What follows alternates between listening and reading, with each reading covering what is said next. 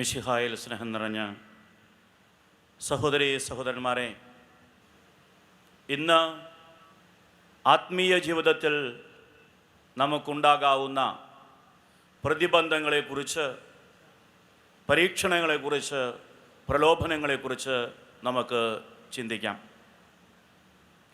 2 ദിവസം മുമ്പ് ആധ്യാത്മിക വളർച്ച എങ്ങനെയാണ് കൈവരുക എന്നതിനെക്കുറിച്ച് നമ്മൾ ധ്യാനിക്കുകയുണ്ടായി. എന്നാൽ ഈ ആധ്യാത്മിക വളർച്ചയുടെ പാതയിൽ നമുക്കുണ്ടാകാവുന്ന പ്രതിബന്ധങ്ങളെക്കുറിച്ച്, പ്രലോഭനങ്ങളെക്കുറിച്ച്, പരീക്ഷകളെക്കുറിച്ചും നമ്മൾ ധ്യാനിക്കണം.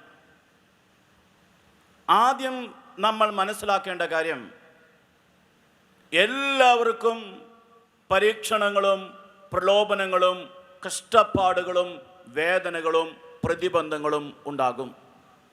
വിശ്വാസത്തിന് പരീക്ഷണമുണ്ടാകാത്ത ആരെങ്കിലും ഇവിടെയുണ്ടോ? ഉണ്ട് എന്ന് എനിക്ക് തോന്നുന്നില്ല. പ്രലോഭനങ്ങൾ ഉണ്ടാകാത്ത ആരെങ്കിലും എവിടെയുണ്ടോ? പ്രതിസന്ധികളില്ലാത്ത, വിശ്വാസ പ്രതിസന്ധി നേരിടാത്ത ആരെങ്കിലും എവിടെയുണ്ടോ?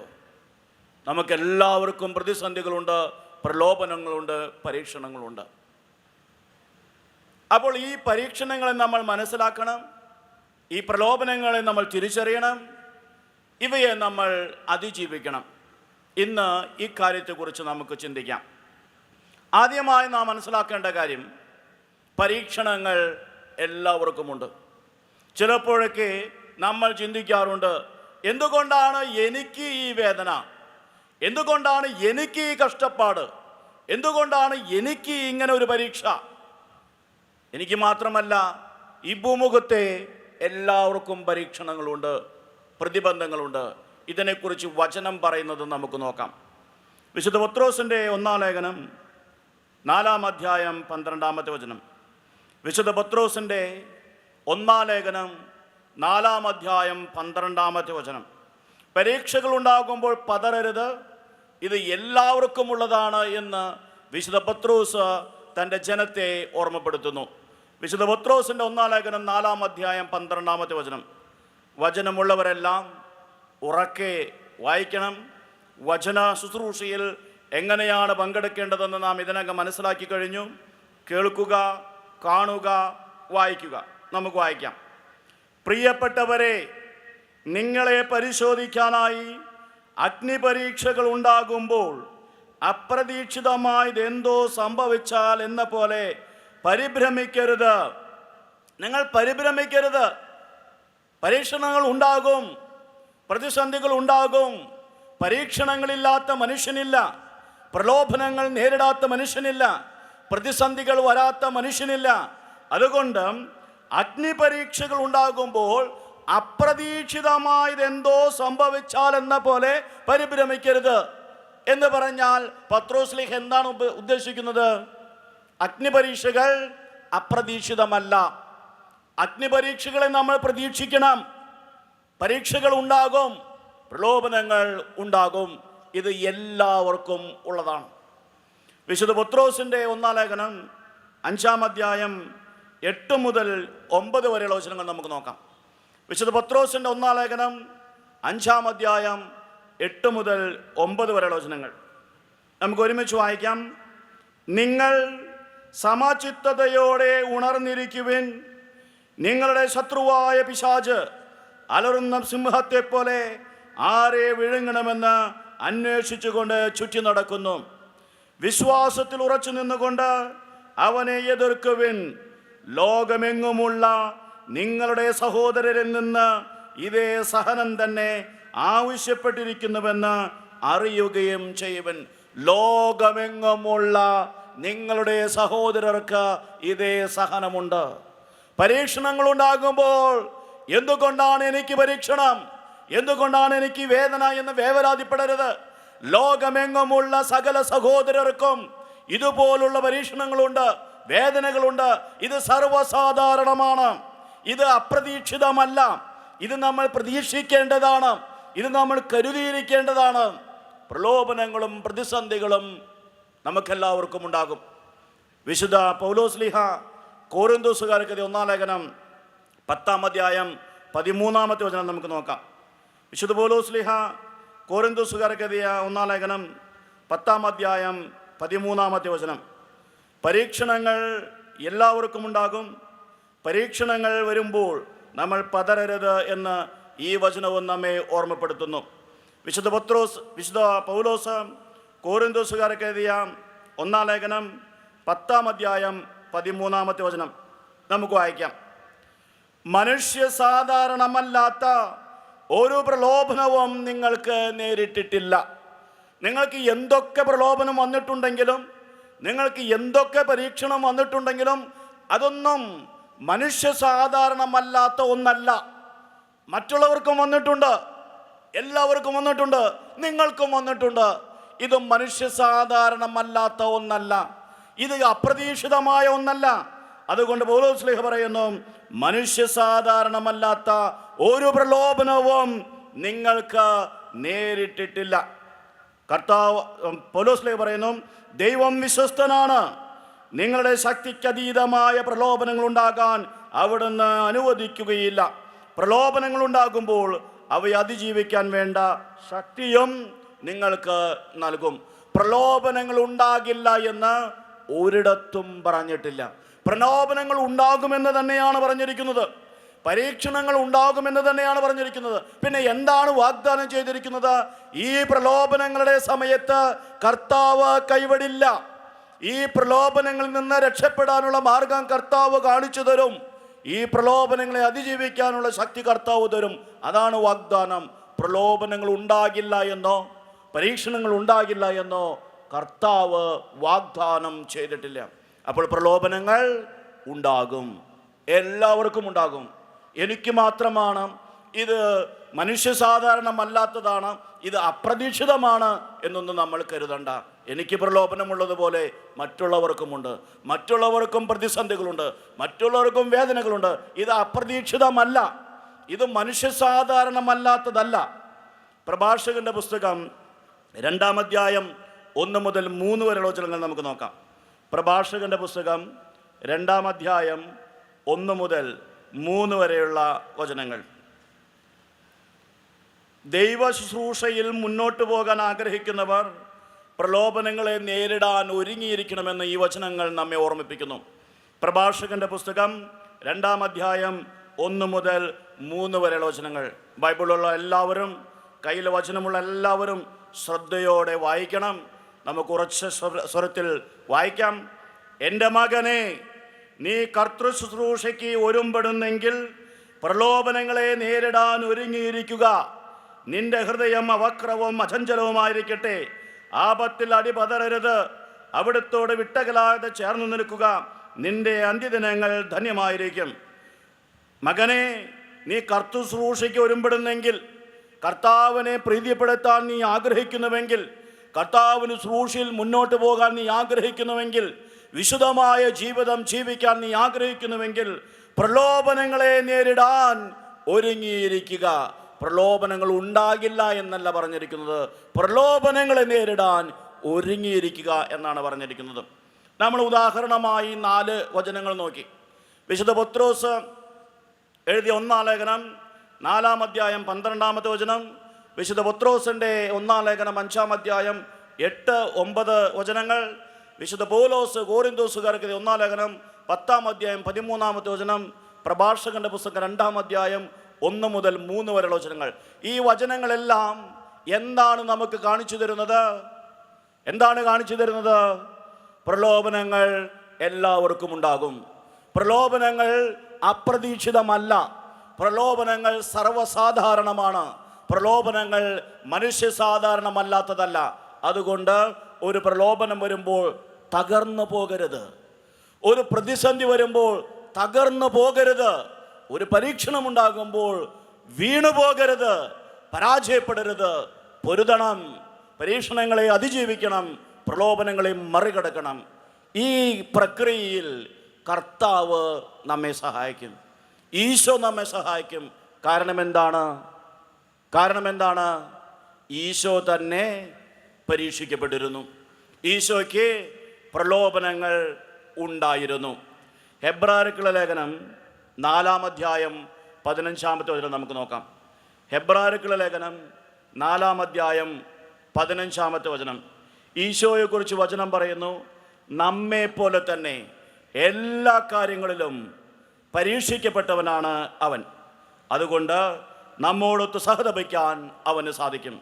ഹെബ്രായർക്കുള്ള ലേഖനം 4 വചനം നമുക്കെല്ലാവർക്കും ഒരുമിച്ച് വായിക്കാം. നമ്മുടെ ബലഹീനതകളിൽ നമ്മോടൊത്ത് സഹതപിക്കാൻ കഴിയാത്ത ഒരു പ്രധാന പുരോഹിതനല്ല നമുക്കുള്ളത്. പിന്നെയോ ഒരിക്കലും പാപം ചെയ്തിട്ടില്ലെങ്കിലും എല്ലാ കാര്യങ്ങളിലും നമ്മെ പോലെ തന്നെ പരീക്ഷിക്കപ്പെട്ടവനാണ് അവൻ. ഒരിക്കലും പാപം ചെയ്തിട്ടില്ല, പക്ഷെ എല്ലാ കാര്യങ്ങളിലും പരീക്ഷിക്കപ്പെട്ടിട്ടുണ്ട്. നമുക്ക് ഏതെല്ലാം പരീക്ഷണങ്ങൾ ഉണ്ടാകുമോ ഈശോയ്ക്കും പരീക്ഷണങ്ങൾ ഉണ്ടായിട്ടുണ്ട്. നമുക്ക് ഏതെല്ലാം പ്രലോഭനങ്ങൾ ഉണ്ടാകുന്നോ, എന്തൊക്കെ പ്രതിസന്ധികൾ ഉണ്ടാകുന്നോ, അതുപോലെ സമാനമായ പ്രതിസന്ധികളും പ്രലോഭനങ്ങളും ഈശോയ്ക്കുണ്ടായിട്ടുണ്ട്. ഒരു വ്യത്യാസം മാത്രം, നമ്മൾ വീണുപോയിട്ടുണ്ട്, നമ്മൾ പാപം ചെയ്തിട്ടുണ്ട്. എന്നാൽ ഈശോ വീണിട്ടില്ല, പാപം ചെയ്തിട്ടില്ല, ഒരിക്കലും പാപം ചെയ്തിട്ടില്ല. എന്നാൽ നമ്മെ പോലെ തന്നെ എല്ലാ രീതിയിലും പരീക്ഷിക്കപ്പെട്ടിട്ടുണ്ട്. അതുകൊണ്ട് നമ്മെ മനസ്സിലാക്കാൻ ഈശോയ്ക്ക് സാധിക്കും. എൻ്റെ വേദന മനസ്സിലാക്കാൻ ഈശോയ്ക്ക് സാധിക്കും. ഞാൻ അനുദിന ജീവിതത്തിൽ നേരിടുന്ന ഓരോ പ്രലോഭനത്തെയും, ഓരോ പരീക്ഷണത്തെയും, ഓരോ പ്രതിസന്ധിയെയും ഈശോയ്ക്ക് മനസ്സിലാക്കാൻ സാധിക്കും. കാരണം ഈശോ സമാനമായ സാഹചര്യങ്ങളിലൂടെ കടന്നുപോയവനാണ്, പ്രതിസന്ധികളെ അതിജീവിച്ചവനാണ്, പ്രലോഭനങ്ങളെ വിജയിച്ചവനാണ്. നമ്മോട് സഹതപിക്കാൻ കഴിയുന്ന, നമ്മുടെ ബലഹീനതകളെ മനസ്സിലാക്കാൻ കഴിയുന്ന, നമ്മെ സഹായിക്കാൻ കഴിയുന്നവനാണ് ഈശോ. കാരണം ഈ പ്രലോഭനങ്ങൾ അവനുമുണ്ടായിട്ടുണ്ട്.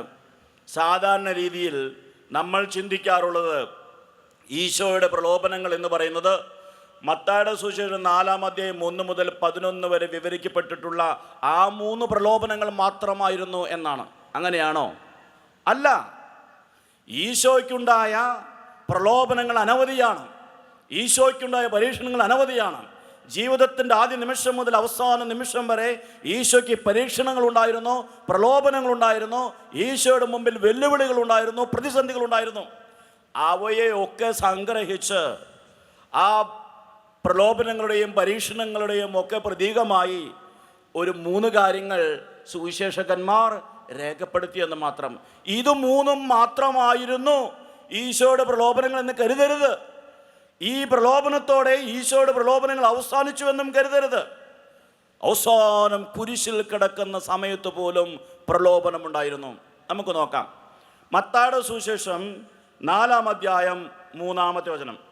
ഈശോയുടെ 3 പ്രലോഭനങ്ങളിൽ ആദ്യത്തേത് മത്തായിയുടെ സുവിശേഷം 4 വചനം. ആ വചനം നമ്മൾ ശ്രദ്ധിക്കണം. മത്തായിയുടെ സുവിശേഷം 4 വചനം. അവൻ പ്രതിവചിച്ചു, പ്രലോഭകൻ അവനെ സമീപിച്ച് പറഞ്ഞു, നീ ദൈവപുത്രനാണെങ്കിൽ ഈ കല്ലുകൾ അപ്പമാകാൻ പറയുക. നീ ദൈവപുത്രനാണെങ്കിൽ ഈ കല്ലുകൾ അപ്പമാകാൻ പറയുക. ഇവിടെ എന്താണ് സംഭവിക്കുന്നത്? ഈശോയുടെ ദൈവപുത്ര സ്ഥാനത്തെ ഈ പ്രലോഭകൻ വെല്ലുവിളിക്കുന്നു. നീ ഈ ദൈവപുത്ര സ്ഥാനത്തെ തെളിയിക്കണം. എങ്ങനെയാണ് തെളിയിക്കേണ്ടത്? കല്ലുകളെ അപ്പമാക്കിക്കൊണ്ട്. ഇതൊരു പ്രലോഭനമാണ്, ഇതൊരു പരീക്ഷയാണ്. ഇങ്ങനെ ഈശോ പരീക്ഷയെ അതിജീവിച്ചു. 3 പ്രലോഭനങ്ങൾ വിവരിക്കപ്പെട്ടിരിക്കുന്നു. ചിലപ്പോഴൊക്കെ നമ്മൾ ധരിച്ചു വച്ചേക്കാം, ഇതോടെ പ്രലോഭനം അവസാനിച്ചു, ഇതോടെ പരീക്ഷണം അവസാനിച്ചു, പിന്നീട് അങ്ങോട്ട് ഈശോയ്ക്ക് യാതൊരു പ്രലോഭനം ഉണ്ടായിട്ടില്ല എന്ന് നമ്മൾ കരുതിയേക്കാം. അങ്ങനെയല്ല. ഈ 3 ഈശോയ്ക്കുണ്ടായ എല്ലാ പരീക്ഷണങ്ങളുടെയും പ്രതീകങ്ങളാണ്. ഈശോയ്ക്കുണ്ടായ എല്ലാ പരീക്ഷണങ്ങളെയും സംഗ്രഹമായി ഇവിടെ അവതരിപ്പിച്ചിരിക്കുന്നു എന്നേ ഉള്ളൂ. ഇതുപോലെ അനേകം പരീക്ഷണങ്ങൾ ഈശോയ്ക്കുണ്ടായിട്ടുണ്ട്. ഒരു ഉദാഹരണം നമുക്ക് നോക്കാം. മത്തായിയുടെ സുവിശേഷം 27 വചനം. മത്തായിയുടെ സുവിശേഷം 27 വചനം. ഈ വചനം വായിക്കുമ്പോൾ നമ്മൾ മത്തായിയുടെ സുവിശേഷം 4 വചനം ഉള്ളിൽ സൂക്ഷിക്കണം. ഉള്ളിൽ സൂക്ഷിച്ചിട്ട് ഈ വചനം വായിക്കണം. മത്തായിയുടെ സുവിശേഷം 27 വചനം. ദേവാലയം നശിപ്പിച്ച് 3 ദിവസം കൊണ്ട് അത് പണിയുന്നവനെ, നിന്നെ തന്നെ രക്ഷിക്കുക. അടുത്ത വാക്കുകൾ ശ്രദ്ധിക്കണം. നീ ദൈവപുത്രനാണെങ്കിൽ കുരിശിൽ നിന്ന് ഇറങ്ങുക. മത്തായിയുടെ സുവിശേഷം 4-ാം അധ്യായം 3-ാം വചനവുമായി എന്തെങ്കിലും പൊരുത്തമുണ്ടോ? നീ ദൈവപുത്രനാണെങ്കിൽ ഈ കല്ലുകളോട് അപ്പമാകാൻ പറയുക, അത്ഭുതം ചെയ്ത് നിന്റെ ദൈവപുത്ര സ്ഥാനം നീ തെളിയിക്കുക. ഇവിടെ അതേ രീതിയിലുള്ള മറ്റൊരു പ്രലോഭനം. നീ ദൈവപുത്രനാണ് എന്ന് തെളിയിക്കണമെങ്കിൽ കുരിശിൽ നിന്ന് ഇറങ്ങി വരിക. കുരിശിൽ നിന്ന് ഇറങ്ങുക എന്നത് ഈശോയ്ക്ക് സാധിക്കാത്ത പണിയാണോ? അല്ല. ഈശോയ്ക്ക് വേണമെങ്കിൽ ഇറങ്ങി വരാം, ഈശോയ്ക്ക് വേണമെങ്കിൽ രക്ഷപ്പെടാം. പക്ഷേ അത് ദൈവത്തിൻ്റെ പദ്ധതിയായിരുന്നില്ല. അപ്പോൾ ഈശോയ്ക്ക് വീണ്ടും പ്രലോഭനം ഉണ്ടാവുകയാണ്. ദൈവിക പദ്ധതിയിൽ നിന്നും മാറിപ്പോകാൻ, ശക്തി തെളിയിക്കാൻ, സ്വന്തം മഹത്വം കാണിക്കാൻ ഈ ലോകത്ത് ഒരു പ്രലോഭനം ഉണ്ടാവുകയാണ്. പക്ഷെ ഈശോ വീഴുന്നില്ല. ഈശോ ആ പ്രലോഭനത്തിന് അടിപ്പെടുന്നില്ല. ഈശോ കുരിശിൽ നിന്നിറങ്ങാതെ തന്നെ ദൈവപുത്രനാണെന്ന് തെളിയിച്ചു. കുരിശിൽ നിന്നിറങ്ങാതെ തന്നെ, ഈ ലോകത്തിൻ്റെ വഴിയിലൂടെ സഞ്ചരിക്കാതെ തന്നെ ഈശോ തൻ്റെ ദൈവപുത്ര സ്ഥാനം സത്യമാണെന്ന് തെളിയിച്ചു. കല്ലുകളിൽ നിന്ന് അപ്പമുണ്ടാക്കാതെയും കുരിശിൽ നിന്ന് ഇറങ്ങി വരാതെയും ഇത് സാധിക്കുമെന്ന് ഈശോയ്ക്ക് അറിയാമായിരുന്നു.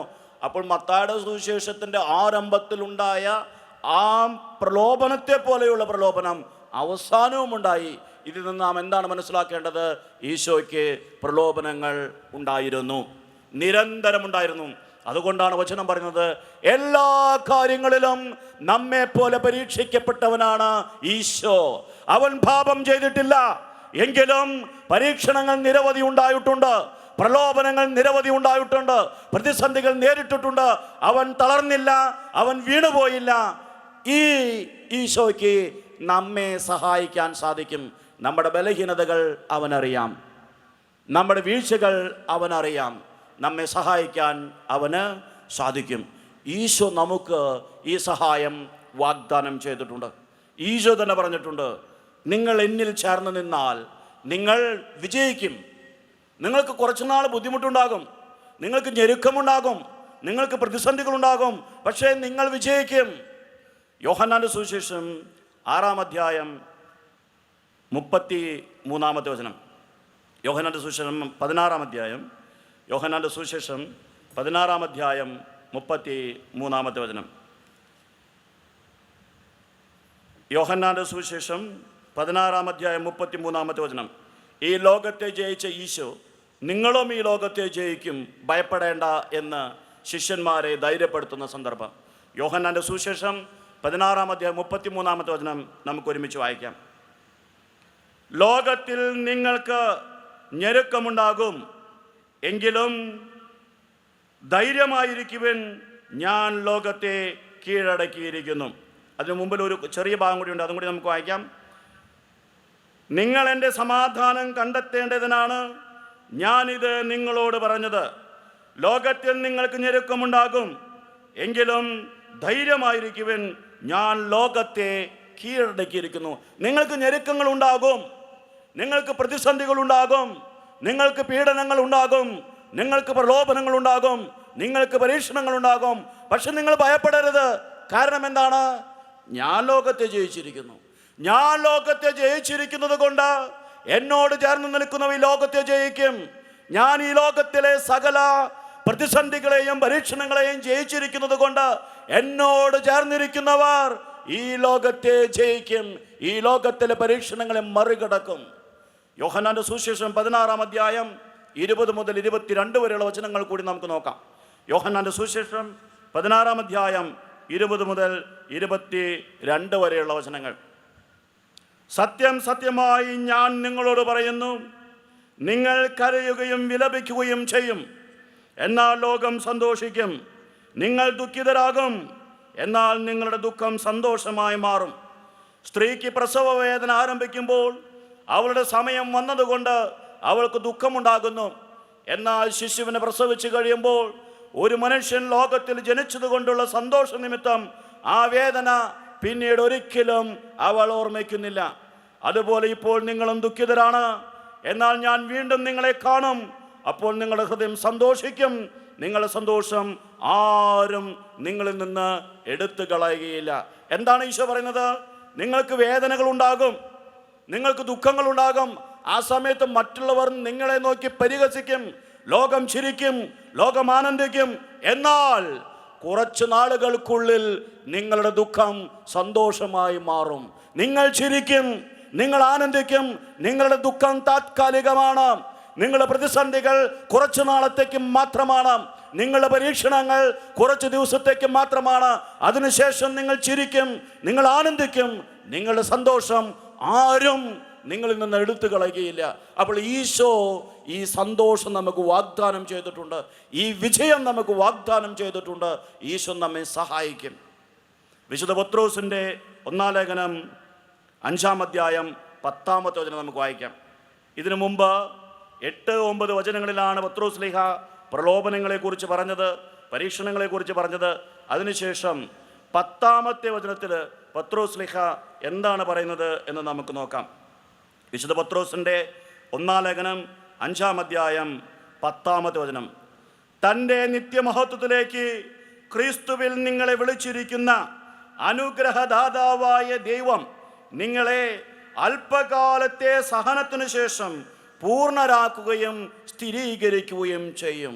നിങ്ങൾക്ക് പരീക്ഷണങ്ങൾ ഉണ്ടാകും, നിങ്ങൾക്ക് പ്രലോഭനങ്ങൾ ഉണ്ടാകും, പിശാച് അലറി നടക്കുകയാണ്.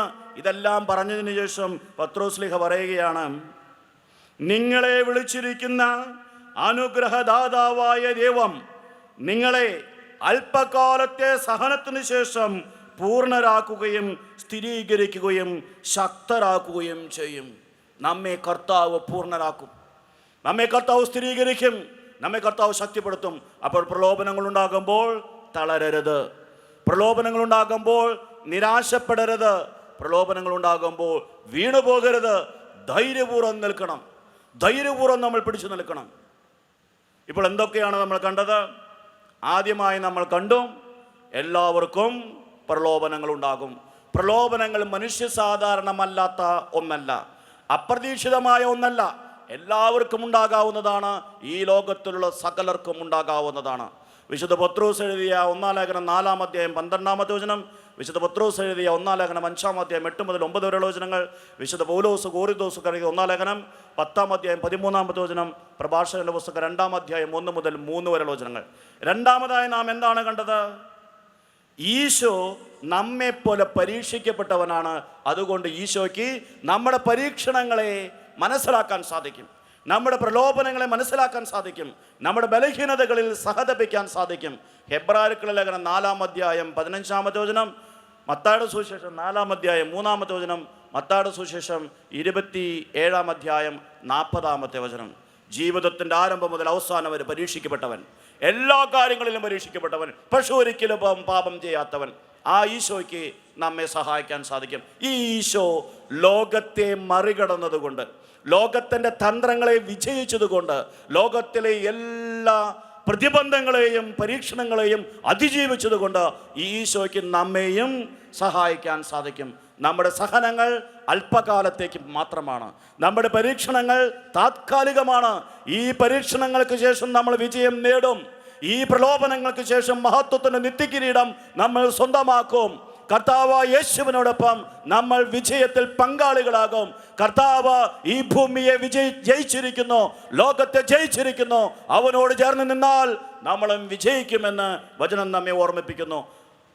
യോഹന്നാന്റെ സുവിശേഷം 16-ാം അധ്യായം 33-ാമത്തെ വചനം, യോഹന്നാന്റെ സുവിശേഷം 16-ാം അധ്യായം 20 മുതൽ 22 വരെയുള്ള വചനങ്ങൾ, പത്രോസിൻ്റെ 1-ാം ലേഖനം 5-ാം അധ്യായം 10-ാമത്തെ വചനം. ഇനി പ്രലോഭനങ്ങൾ എവിടെ നിന്നാണ് വരുന്നത്? പരീക്ഷണങ്ങൾ എവിടെ നിന്നാണ് വരുന്നത്? രണ്ട് രീതിയിലുള്ള കാര്യങ്ങൾ നമുക്ക് കാണാൻ സാധിക്കും. ചില വചനങ്ങളിൽ പരീക്ഷണങ്ങൾ വരുന്നത്, ക്ലേശങ്ങൾ വരുന്നത് കർത്താവിൽ നിന്ന് തന്നെയാണ് എന്ന് നമ്മൾ കാണുന്നു. വേറെ ചില വചനങ്ങളിൽ കർത്താവ് നമ്മെ ഒരിക്കലും പരീക്ഷിക്കുകയില്ല, പ്രലോഭിപ്പിക്കുകയില്ല എന്നും കാണുന്നു. നമുക്ക് നോക്കാം. എന്നിട്ട് ഇത് തമ്മിലുള്ള വ്യത്യാസം എന്താണ് ഇതിൻ്റെ ഉള്ളിലുള്ള പൊരുൾ എന്ന് മനസ്സിലാക്കാൻ നമുക്ക് പരിശ്രമിക്കാം. ഏശയ്യായുടെ പുസ്തകം 30-ാം അധ്യായം 20-21 വചനങ്ങൾ. ഏശയ്യായുടെ പുസ്തകം 30-ാം അധ്യായം 20-21 വചനങ്ങൾ. ഈ വചനങ്ങൾ ശ്രദ്ധാപൂർവം വായിക്കണം. ബൈബിളുള്ള എല്ലാവരും, വചനമുള്ള എല്ലാവരും ഈ ഭാഗങ്ങൾ വായിക്കണം. യെശയ്യായുടെ പുസ്തകം 30-ാം അധ്യായം 20-21 വചനങ്ങൾ വായിക്കട്ടെ, ഒരുമിച്ച് വായിക്കണം. കർത്താവ് നിനക്ക് കഷ്ടതയുടെ അപ്പവും ക്ലേശത്തിൻ്റെ ജലവും തന്നാലും നിന്റെ ഗുരു നിന്നിൽ നിന്നും മറഞ്ഞിരിക്കുകയില്ല. നിന്റെ നയനങ്ങൾ നിന്റെ ഗുരുവിനെ ദർശിക്കും. നീ വലത്തോട്ടോ ഇടത്തോട്ടോ തിരിയുമ്പോൾ നിന്റെ കാതുകൾ പിന്നിൽ നിന്ന് ഒരു സ്വരം ശ്രവിക്കും. ഇതാണ് വഴി, ഇതിലേ പോവുക. ഈ വചനങ്ങളനുസരിച്ച് കഷ്ടതയുടെ അപ്പവും ക്ലേശത്തിൻ്റെ ജലവും ആരാണ് തരുന്നത്? ആരാണ് തരുന്നത്? കർത്താവ്. കർത്താവ് നിനക്ക് കഷ്ടതയുടെ അപ്പവും ക്ലേശത്തിൻ്റെ ജലവും തന്നാലും നിന്റെ ഗുരു നിന്നിൽ നിന്നും മറഞ്ഞിരിക്കില്ല. ക്ലേശങ്ങൾ നൽകുന്നത് കർത്താവാണ്, കഷ്ടത വരുത്തുന്നത് കർത്താവാണ്. വാഗ്ദാനം ഒന്ന് മാത്രമാണ്, കർത്താവ് നിനക്ക് ഇങ്ങനെ ക്ലേശങ്ങൾ വരുത്തിയാലും കഷ്ടതകൾ നൽകിയാലും നിന്റെ കർത്താവ് നിന്നിൽ നിന്നും മറഞ്ഞിരിക്കുകയില്ല. ക്ലേശങ്ങൾക്ക് നടുവിൽ, നിന്റെ കഷ്ടതയിൽ നീ നിന്റെ കർത്താവിനെ കാണും. ഇതാണ് വഴി, ഇതിലെ പോവുക എന്ന് ഒരു സ്വരം നീ പിന്നിൽ നിന്ന് കേൾക്കും. കർത്താവ് ക്ലേശങ്ങൾ തരില്ല, കർത്താവ് കഷ്ടതകൾ തരില്ല എന്ന് വചനം പറയുന്നില്ല. കർത്താവ് കഷ്ടതകൾ തന്നാലും ക്ലേശങ്ങൾ തന്നാലും കർത്താവ് മറഞ്ഞിരിക്കില്ല. ഇത്രയേ പറയുന്നുള്ളൂ. ജോബിൻ്റെ പുസ്തകത്തിലേക്ക് നമുക്ക് പോകാം. ജോബിൻ്റെ പുസ്തകം 1-ാം അധ്യായം 12-ാമത്തെ വചനം. ജോബിൻ്റെ പുസ്തകം 1-ാം അധ്യായം 12-ാമത്തെ വചനം. ജോബിനെ പരീക്ഷിക്കാൻ ആരാണ് അനുവാദം കൊടുത്തത്? ജോബിൻ്റെ പരീക്ഷ എവിടെ നിന്നാണ് വന്നതെന്ന് നമുക്ക് നോക്കാം. ജോബിൻ്റെ പുസ്തകം 1-ാം അധ്യായം 12-ാമത്തെ വചനം. കർത്താവ് സാത്താനോട് പറഞ്ഞു, അവനുള്ള സകലത്തിന്മേലും ഞാൻ നിനക്ക് അധികാരം നൽകുന്നു, എന്നാൽ അവനെ മാത്രം ഉപദ്രവിക്കരുത്. അത് കേട്ട് സാത്താൻ കർത്താവിൻ്റെ സന്നിധിയിൽ നിന്ന് പോയി. ആരുടെ അടുത്തേക്കാണ് പോയത്? ആരുടെ അടുത്തേക്കാണ് പോയത്? ജോബിൻ്റെ അടുത്തേക്ക്. അപ്പോൾ ജോബിൻ്റെ അടുത്തേക്ക് പോകാൻ സാത്താന് ആരാണ് അനുവാദം കൊടുത്തത്? ജോബിനെ പരീക്ഷിക്കാൻ സാത്താന് ആരാണ് അനുവാദം കൊടുത്തത്? കർത്താവ് എന്താണ് സാത്താനോട് പറയുന്നത്? അവനുള്ള സകലത്തിന്മേലും നിനക്ക് അധികാരം നൽകുന്നു. അവൻ്റെ സമ്പത്ത് നശിപ്പിക്കാം, അവൻ്റെ മക്കളെ കൊന്നുകളയാം, അവൻ്റെ കുടുംബത്തെ നശിപ്പിക്കാം, പക്ഷെ അവനെ മാത്രം തൊടരുത്, അവനെ തൊട്ടേക്കരുത്. ബാക്കിയെല്ലാം നിനക്ക് നശിപ്പിക്കാം. ഈ അധികാരം ആരാണ് കൊടുത്തത്? ഈ അനുവാദം ആരാണ് കൊടുത്തത്? കർത്താവല്ലേ. കർത്താവാണ് ജോബിനെ പരീക്ഷിക്കാൻ സാത്താന് അധികാരവും അനുവാദവും കൊടുത്തത്. അങ്ങനെയെങ്കിൽ ചിലപ്പോഴൊക്കെ നമുക്ക് പരീക്ഷണങ്ങളും നമുക്ക് ബുദ്ധിമുട്ടുകളും ഉണ്ടാകുമ്പോൾ അതിൻ്റെ പിന്നിൽ ആരാണ്? കർത്താവ്, അല്ലെങ്കിൽ കർത്താവിൻ്റെ അനുവാദം. കർത്താവിൻ്റെ അനുവാദം, കർത്താവിൻ്റെ സമ്മതമുണ്ട്. അതുകൊണ്ടാണ് അങ്ങനെ സംഭവിക്കുക. ഇങ്ങനെ സാത്താൻ പോയി ജോബിനെ പരീക്ഷിച്ചു, പക്ഷെ ജോബ് വീണില്ല. സാത്താൻ തിരിച്ചുപോയി. കർത്താവ് ചോദിച്ചു, ഇപ്പോൾ എന്തായി? നീ പറഞ്ഞു അവൻ്റെ സമ്പത്ത് നശിപ്പിച്ചാൽ അവൻ എന്നെ ദൂഷിക്കുമെന്ന്. നീ അവൻ്റെ സമ്പത്ത് നശിപ്പിച്ചു, എന്നിട്ടും അവൻ ഒരു തരി പോലും വിശ്വാസം ഉപേക്ഷിച്ചില്ല. അപ്പോൾ സാത്താൻ എന്താണ് പറഞ്ഞത്? അവൻ നിന്നെ ദൂഷിക്കാത്തതിന് കാരണം അവനിപ്പോഴും നല്ല ആരോഗ്യമുണ്ട്. ഇനിയും നഷ്ടപ്പെട്ടതെല്ലാം സമ്പാദിച്ചെടുക്കാമെന്നൊരു പ്രതീക്ഷ അവനുണ്ട്. അവൻ ആശ്രയിക്കുന്നത് നിന്നിലല്ല, അവൻ ആശ്രയിക്കുന്നത് അവൻ്റെ ആരോഗ്യത്തിലാണ്, അവനിൽ തന്നെയാണ്. അപ്പോൾ കർത്താവ് എന്ത് പറഞ്ഞു? നീ അവൻ്റെ ശരീരത്തിലും കൈവച്ചോ. ശരീരത്തിലും കൈവയ്ക്കാൻ അനുവാദം കൊടുക്കുന്നു, പക്ഷെ ജീവനെ മാത്രം തുടരുതെന്ന് പറഞ്ഞു. ജോബിൻ്റെ പുസ്തകം 2-ാം അധ്യായം 6-ാമത്തെ വചനം വായിക്കാം. ജോബിൻ്റെ പുസ്തകം 2-ാം അധ്യായം 6-ാമത്തെ വചനം. ഇതാ അവനെ നിനക്ക് വിട്ടുതരുന്നു. ആരാണ് പറയുന്നത്? കർത്താവാണ് പറയുന്നത്. പ്രിയ സഹോദരി സഹോദരന്മാരെ, ഈ ആധ്യാത്മിക സത്യം നമ്മൾ തിരിച്ചറിയണം. കർത്താവ് ചിലപ്പോൾ പരീക്ഷണങ്ങൾ നൽകും, ചിലപ്പോൾ പ്രതിബന്ധങ്ങൾ നൽകും. സാത്താനോട് കർത്താവ് പറയുകയാണ്, ഇതാ എൻ്റെ വിശ്വസ്തനായവനെ നിനക്ക് ഞാൻ വിട്ടുതരുന്നു. എന്താണ് ഈ മനുഷ്യൻ ചെയ്ത തെറ്റ്? ഒരു തെറ്റും ചെയ്തിട്ടില്ല. ഇവൻ എങ്ങനെയാണ് ജീവിച്ചത്? നിഷ്കളങ്കനായി ജീവിച്ചു, തെറ്റിൽ നിന്ന് അകന്ന് ജീവിച്ചു, നീതിമാനായിരുന്നു, ഭക്തനായിരുന്നു. അവനെയാണ് സാത്താന് വിട്ടുകൊടുത്തത്, ഒരു ദാക്ഷിണ്യമില്ലാതെ. ഇതാ അവനെ ഞാൻ നിനക്ക് വിട്ടുതരുന്നു. അവൻ്റെ ജീവനിൽ മാത്രം കൈവയ്ക്കരുത്, കർത്താവ് സാത്താനോട് പറഞ്ഞു. ജീവനിൽ മാത്രം കൈവയ്ക്കരുതെന്ന് പറഞ്ഞിട്ട് അവനെ സാത്താന് വിട്ടുകൊടുക്കുന്നു. അപ്പോൾ ഈ പരീക്ഷണത്തിൻ്റെ പിന്നിൽ ആരുണ്ട്? കർത്താവുണ്ട്. കർത്താവിൻ്റെ സമ്മതമുണ്ട്. മത്തായിയുടെ സുവിശേഷം 4-ാം അധ്യായം 1-ാമത്തെ വചനത്തിലേക്ക് നമുക്ക് പോകാം. മത്തായിയുടെ സുവിശേഷം 4-ാം അധ്യായം 1-ാമത്തെ വചനം. മത്തായിയുടെ സുവിശേഷം 4-ാം അധ്യായം 1-ാമത്തെ വചനം. അനന്തരം പിശാചിനാൽ പരീക്ഷിക്കപ്പെടുന്നതിന് യേശുവിനെ ആത്മാവ് മരുഭൂമിയിലേക്ക് നയിച്ചു. പിശാചിനാൽ പരീക്ഷിക്കപ്പെടാൻ യേശുവിനെ ആത്മാവ് മരുഭൂമിയിലേക്ക് നയിച്ചു. അപ്പോൾ പിശാചിനാൽ നയിക്കപ്പെടാൻ ഈ ആത്മാവ് യേശുവിനെ കൊണ്ടുപോവുകയാണ്. അപ്പോൾ അതിന് പിന്നിൽ ദൈവത്തിൻ്റെ ഒരു പദ്ധതിയുണ്ട്, അതിന് പിന്നിൽ ദൈവത്തിൻ്റെ ഒരു സമ്മതമുണ്ട്, ആത്മാവിൻ്റെ ഒരു പ്രവർത്തനമുണ്ട്. എന്നാൽ നടക്കുന്നത് എന്താണ്? പിശാചിൻ്റെ പരീക്ഷണം. അതുകൊണ്ട് പ്രിയപ്പെട്ടവരെ, പരീക്ഷണങ്ങൾ വരുമ്പോഴേക്കും ഞാൻ നശിച്ചു, ഇല്ലാതായി, തകർന്നു എന്ന് കരുതരുത്. കർത്താവിൻ്റെ കരം പിടിച്ച് നമ്മൾ അതിജീവിക്കണം, നമ്മൾ മുന്നോട്ട് പോകണം. അപ്പോൾ ആത്മാവാണ് യേശുവിനെ പിശാചിനാൽ പരീക്ഷിക്കപ്പെടുവാൻ മരുഭൂമിയിലേക്ക് നയിക്കുന്നത്. ഇനി ഇപ്പോൾ നമ്മൾ കണ്ടതിൽ നിന്നൊക്കെ വ്യത്യസ്തമായി മറ്റൊരു വചനം നമുക്ക് കാണാം. ഇപ്പോൾ നമ്മൾ കണ്ട വചനങ്ങൾ ഏതൊക്കെയാണ്? യെശയ്യായുടെ പുസ്തകം 30-ാം അധ്യായം 20-21 വചനങ്ങൾ, ജോബിൻ്റെ പുസ്തകം 1-ാം അധ്യായം 12-ാമത്തെ വചനം, ജോബിൻ്റെ പുസ്തകം 2-ാം അധ്യായം 6-ാമത്തെ വചനം, മത്തായിയുടെ സുവിശേഷം 4-ാം അധ്യായം 1-ാമത്തെ വചനം. ഈ വചനങ്ങളൊക്കെ എന്താണ് പറയുന്നത്? പരീക്ഷണത്തിൽ കർത്താവിൻ്റെ പങ്ക് ഉള്ളതുപോലെ നമ്മോട് പറയുന്നു. പരീക്ഷണത്തിന് കർത്താവ് അനുവാദം കൊടുക്കുന്നത് പോലെ നമ്മൾ കാണുന്നു. പരീക്ഷണത്തിനായ ആത്മാവ് തന്നെ നയിക്കുന്നതായി നാം കാണുന്നു. പക്ഷെ ഇതിൽ നിന്നൊക്കെ വ്യത്യസ്തമായി യാക്കോബ് ശ്ലീഹ ഒരു കാര്യം പറയുന്നുണ്ട്. അത് നമുക്ക് നോക്കാം. വിശുദ്ധ യാക്കോബ് എഴുതിയ ലേഖനം 1-ാം അധ്യായം 13-14 വചനങ്ങൾ. വിശുദ്ധ യാക്കോബ് എഴുതിയ ലേഖനം 1-ാം അധ്യായം 13-14 വചനങ്ങൾ. പരീക്ഷിക്കപ്പെടുമ്പോൾ താൻ ദൈവത്താലാണ് പരീക്ഷിക്കപ്പെടുന്നത് എന്ന് ഒരുവനും പറയാതിരിക്കട്ടെ. എന്തെന്നാൽ ദൈവം തിന്മയാൽ പരീക്ഷിക്കപ്പെടുന്നില്ല, അവിടുന്ന് ആരെയും പരീക്ഷിക്കുന്നുമില്ല. ഓരോരുത്തരും പരീക്ഷിക്കപ്പെടുന്നത് സ്വന്തം ദുർമോഹങ്ങളാൽ വശീകരിക്കപ്പെട്ട് കുടുക്കിലാകുമ്പോഴാണ്.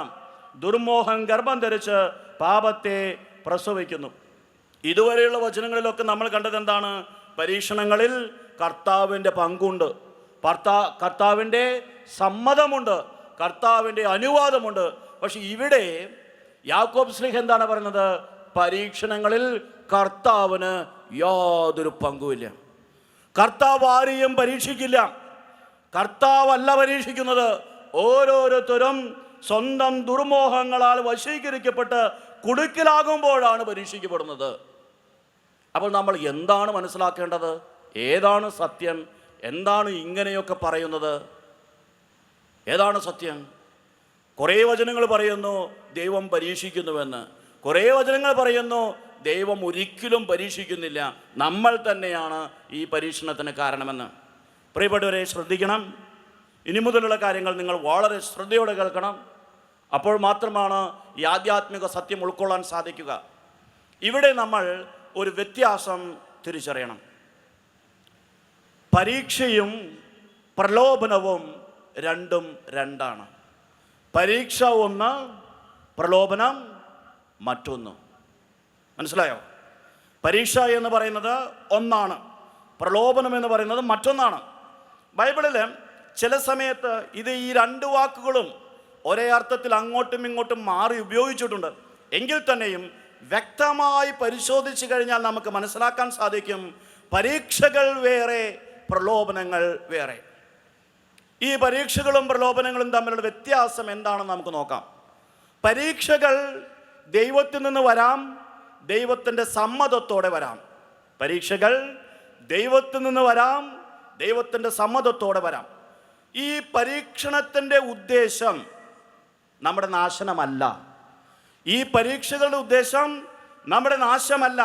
നമ്മൾ ഈ പരീക്ഷയിൽ വിജയിച്ച് ദൈവത്തോട് കൂടുതൽ അടുക്കണം, വിശ്വാസത്തിൽ വളരണം എന്നതാണ് പരീക്ഷയുടെ ഉദ്ദേശം. പക്ഷെ പ്രലോഭനമോ, പ്രലോഭനം അങ്ങനെയല്ല. പ്രലോഭനം ദൈവത്തിൽ നിന്ന് വരില്ല.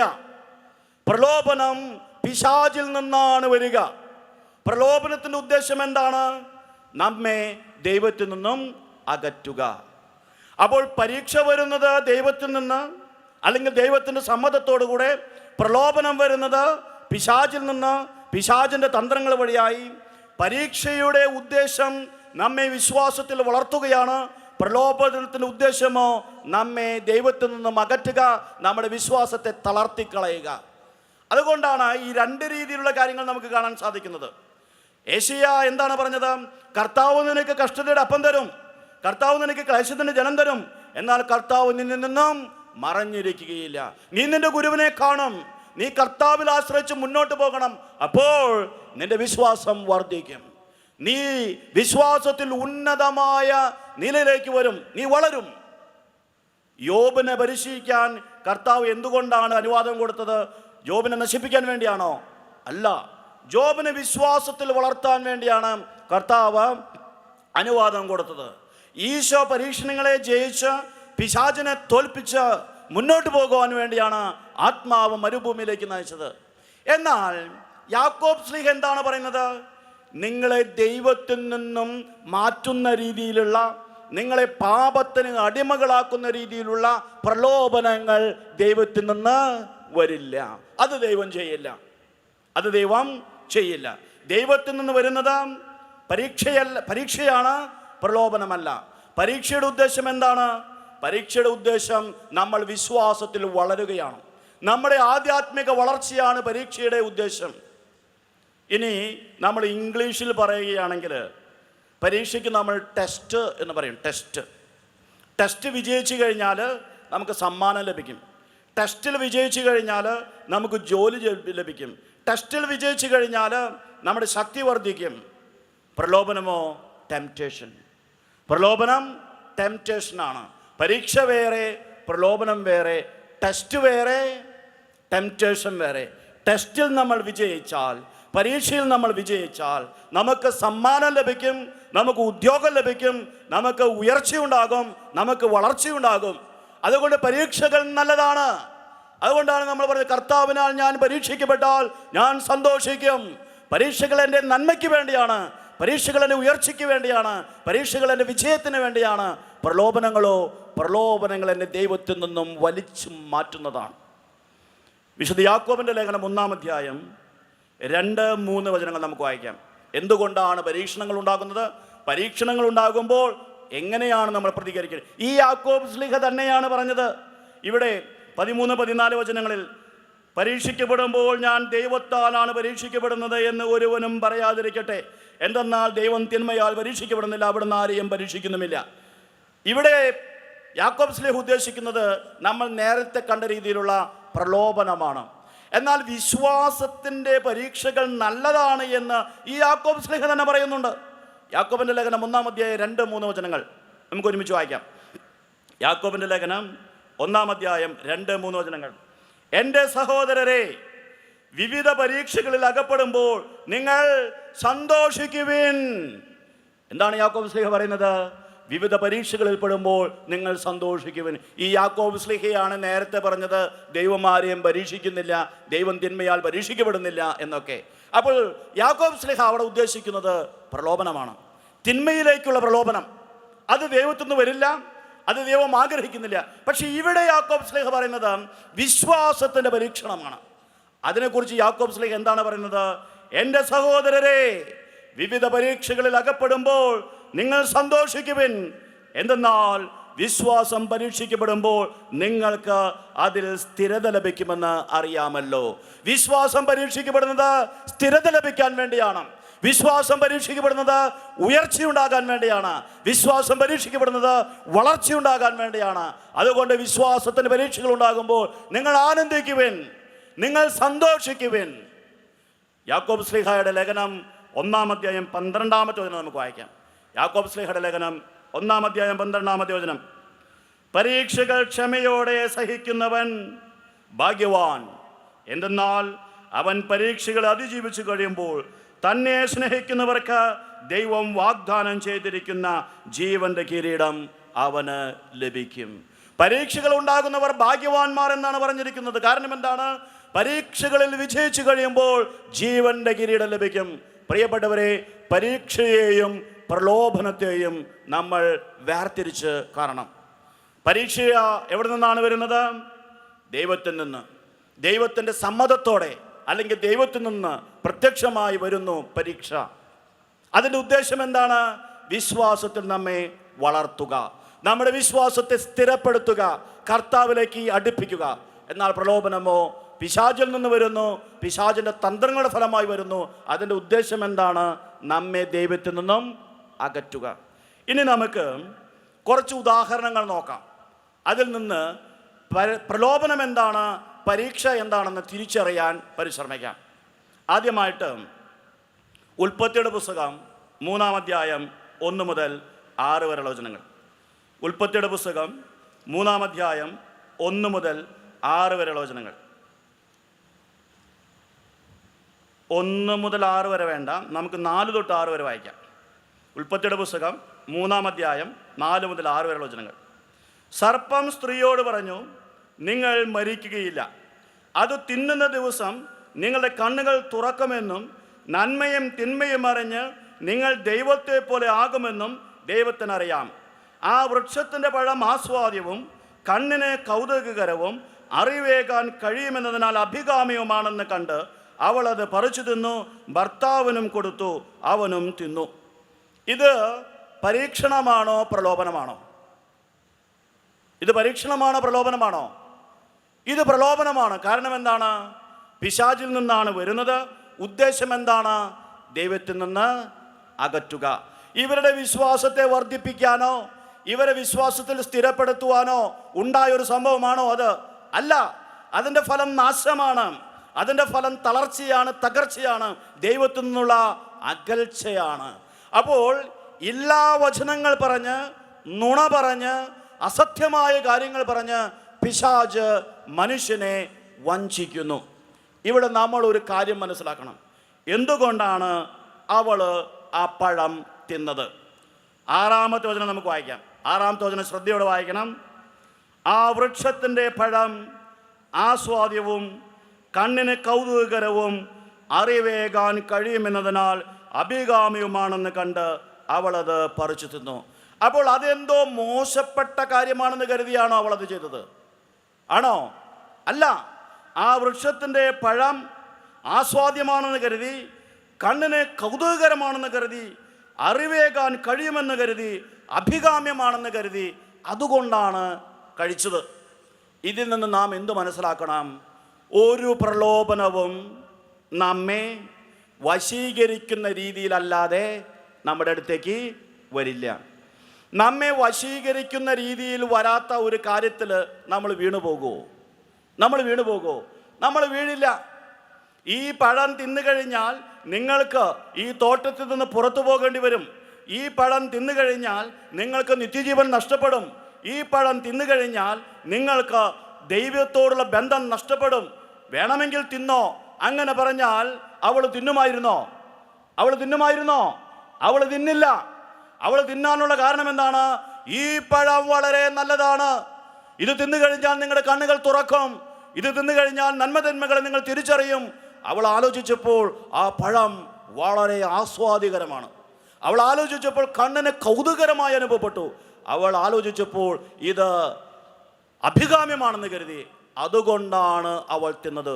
ഒരു പാപവും ഒരു പ്രലോഭനവും ആകർഷകമല്ലാത്ത രീതിയിൽ നമ്മുടെ അടുത്തേക്ക് വരില്ല.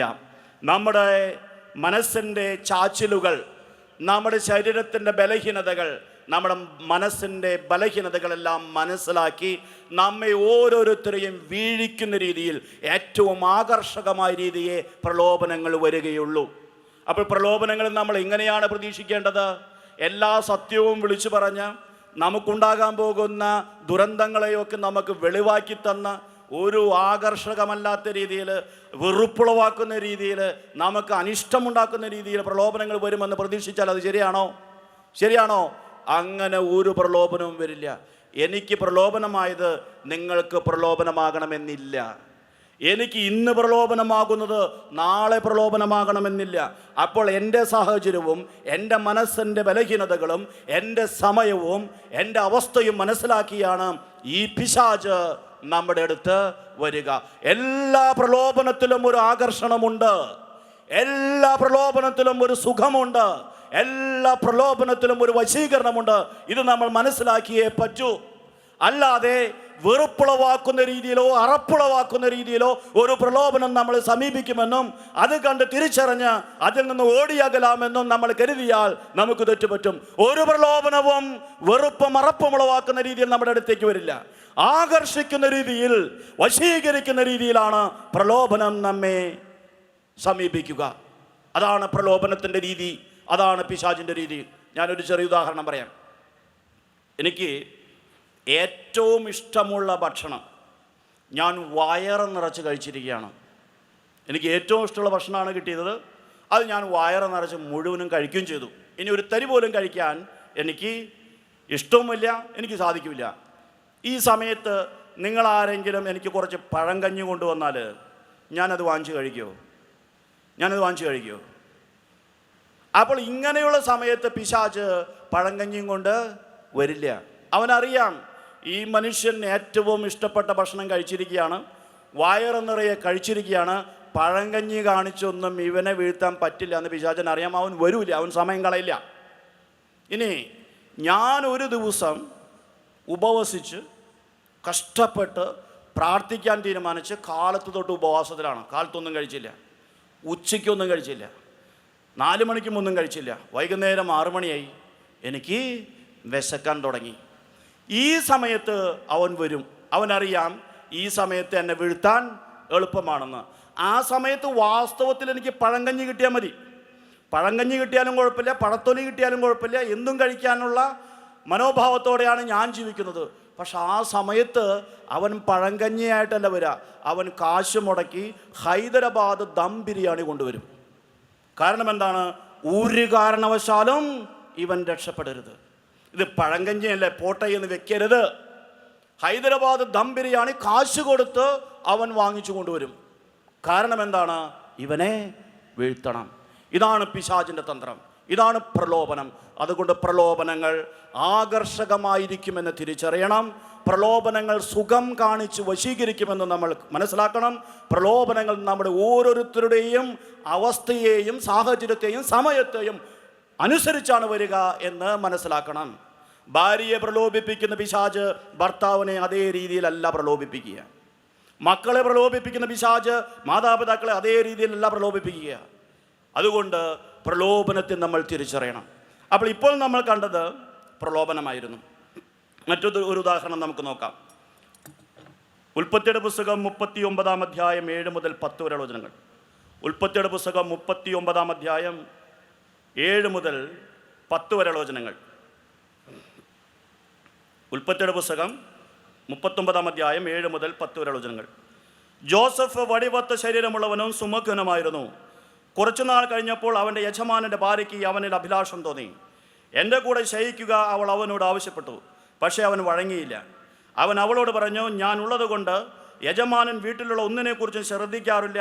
എല്ലാം അവൻ എൻ്റെ കയ്യിൽ ഏൽപ്പിച്ചിരിക്കുന്നു. എന്നേക്കാൾ വലിയവനായി ആരും ഈ ഭവനത്തിലില്ല.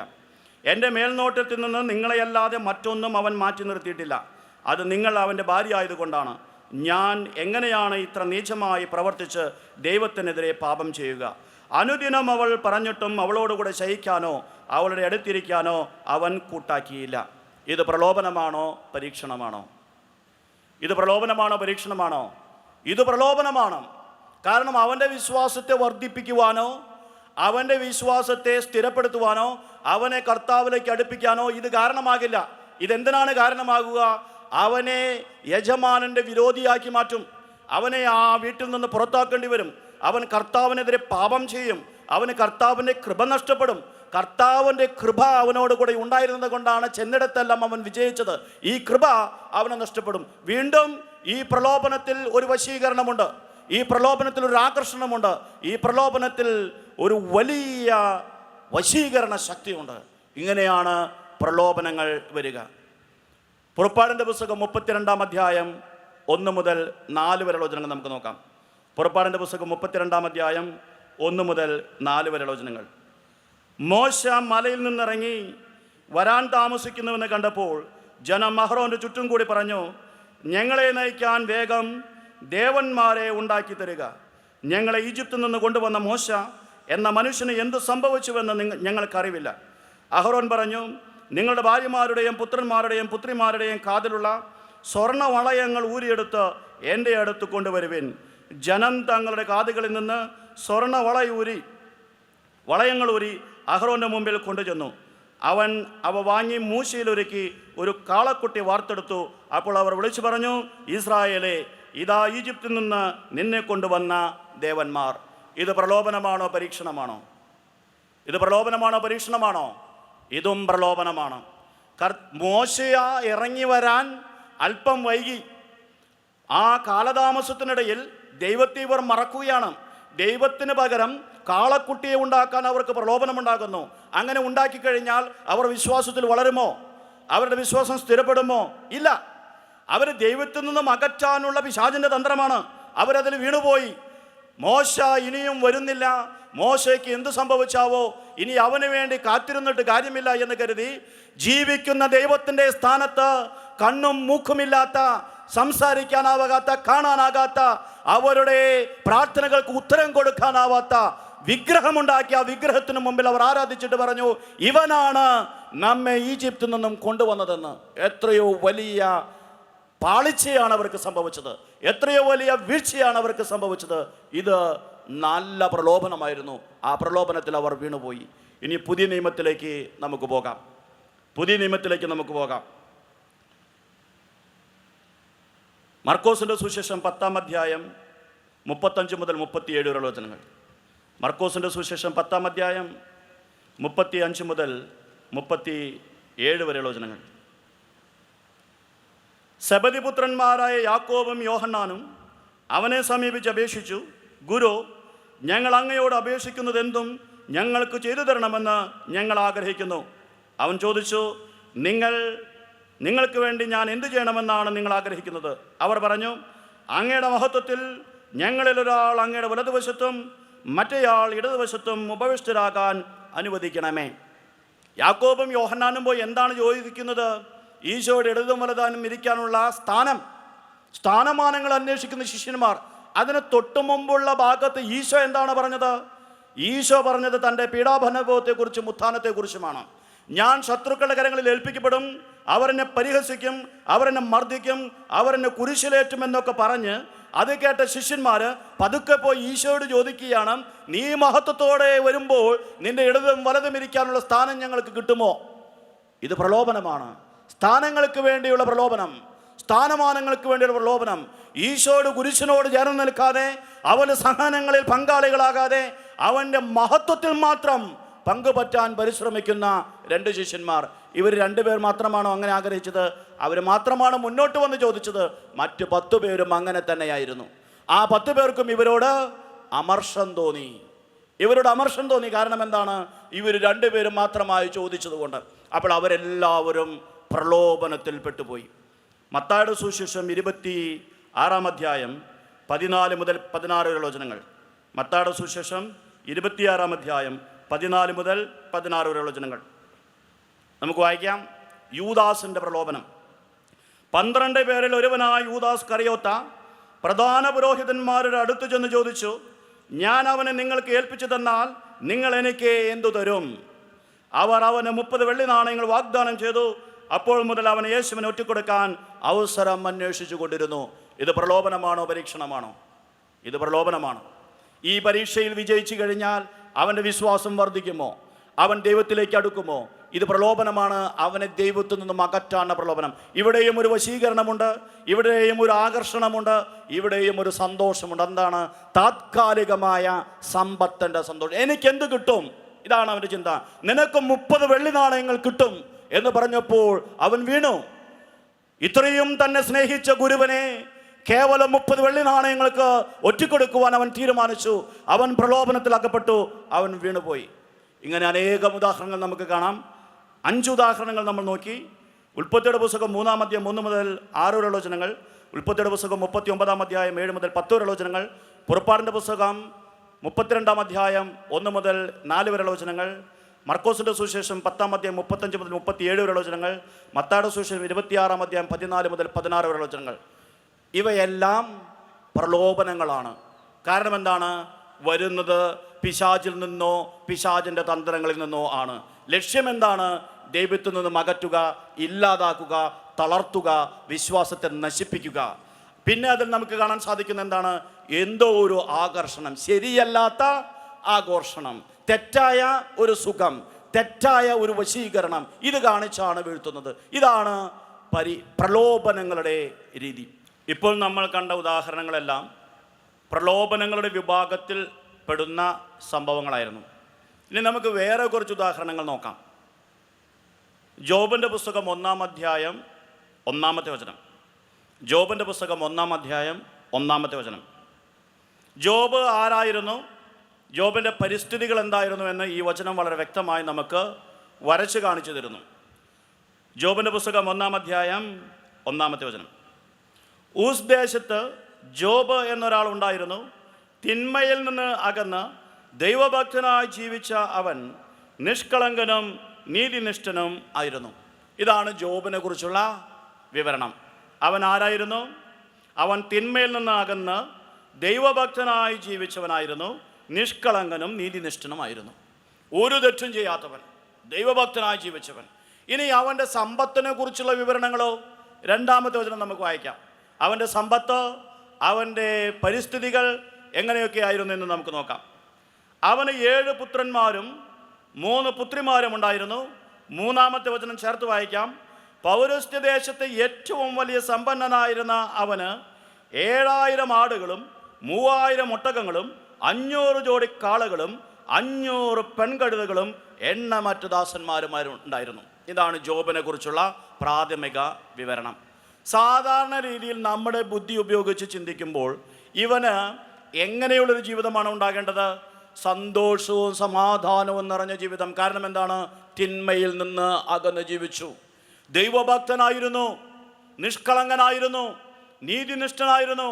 അവന് ആപത്ത് വന്നുകൂടാ.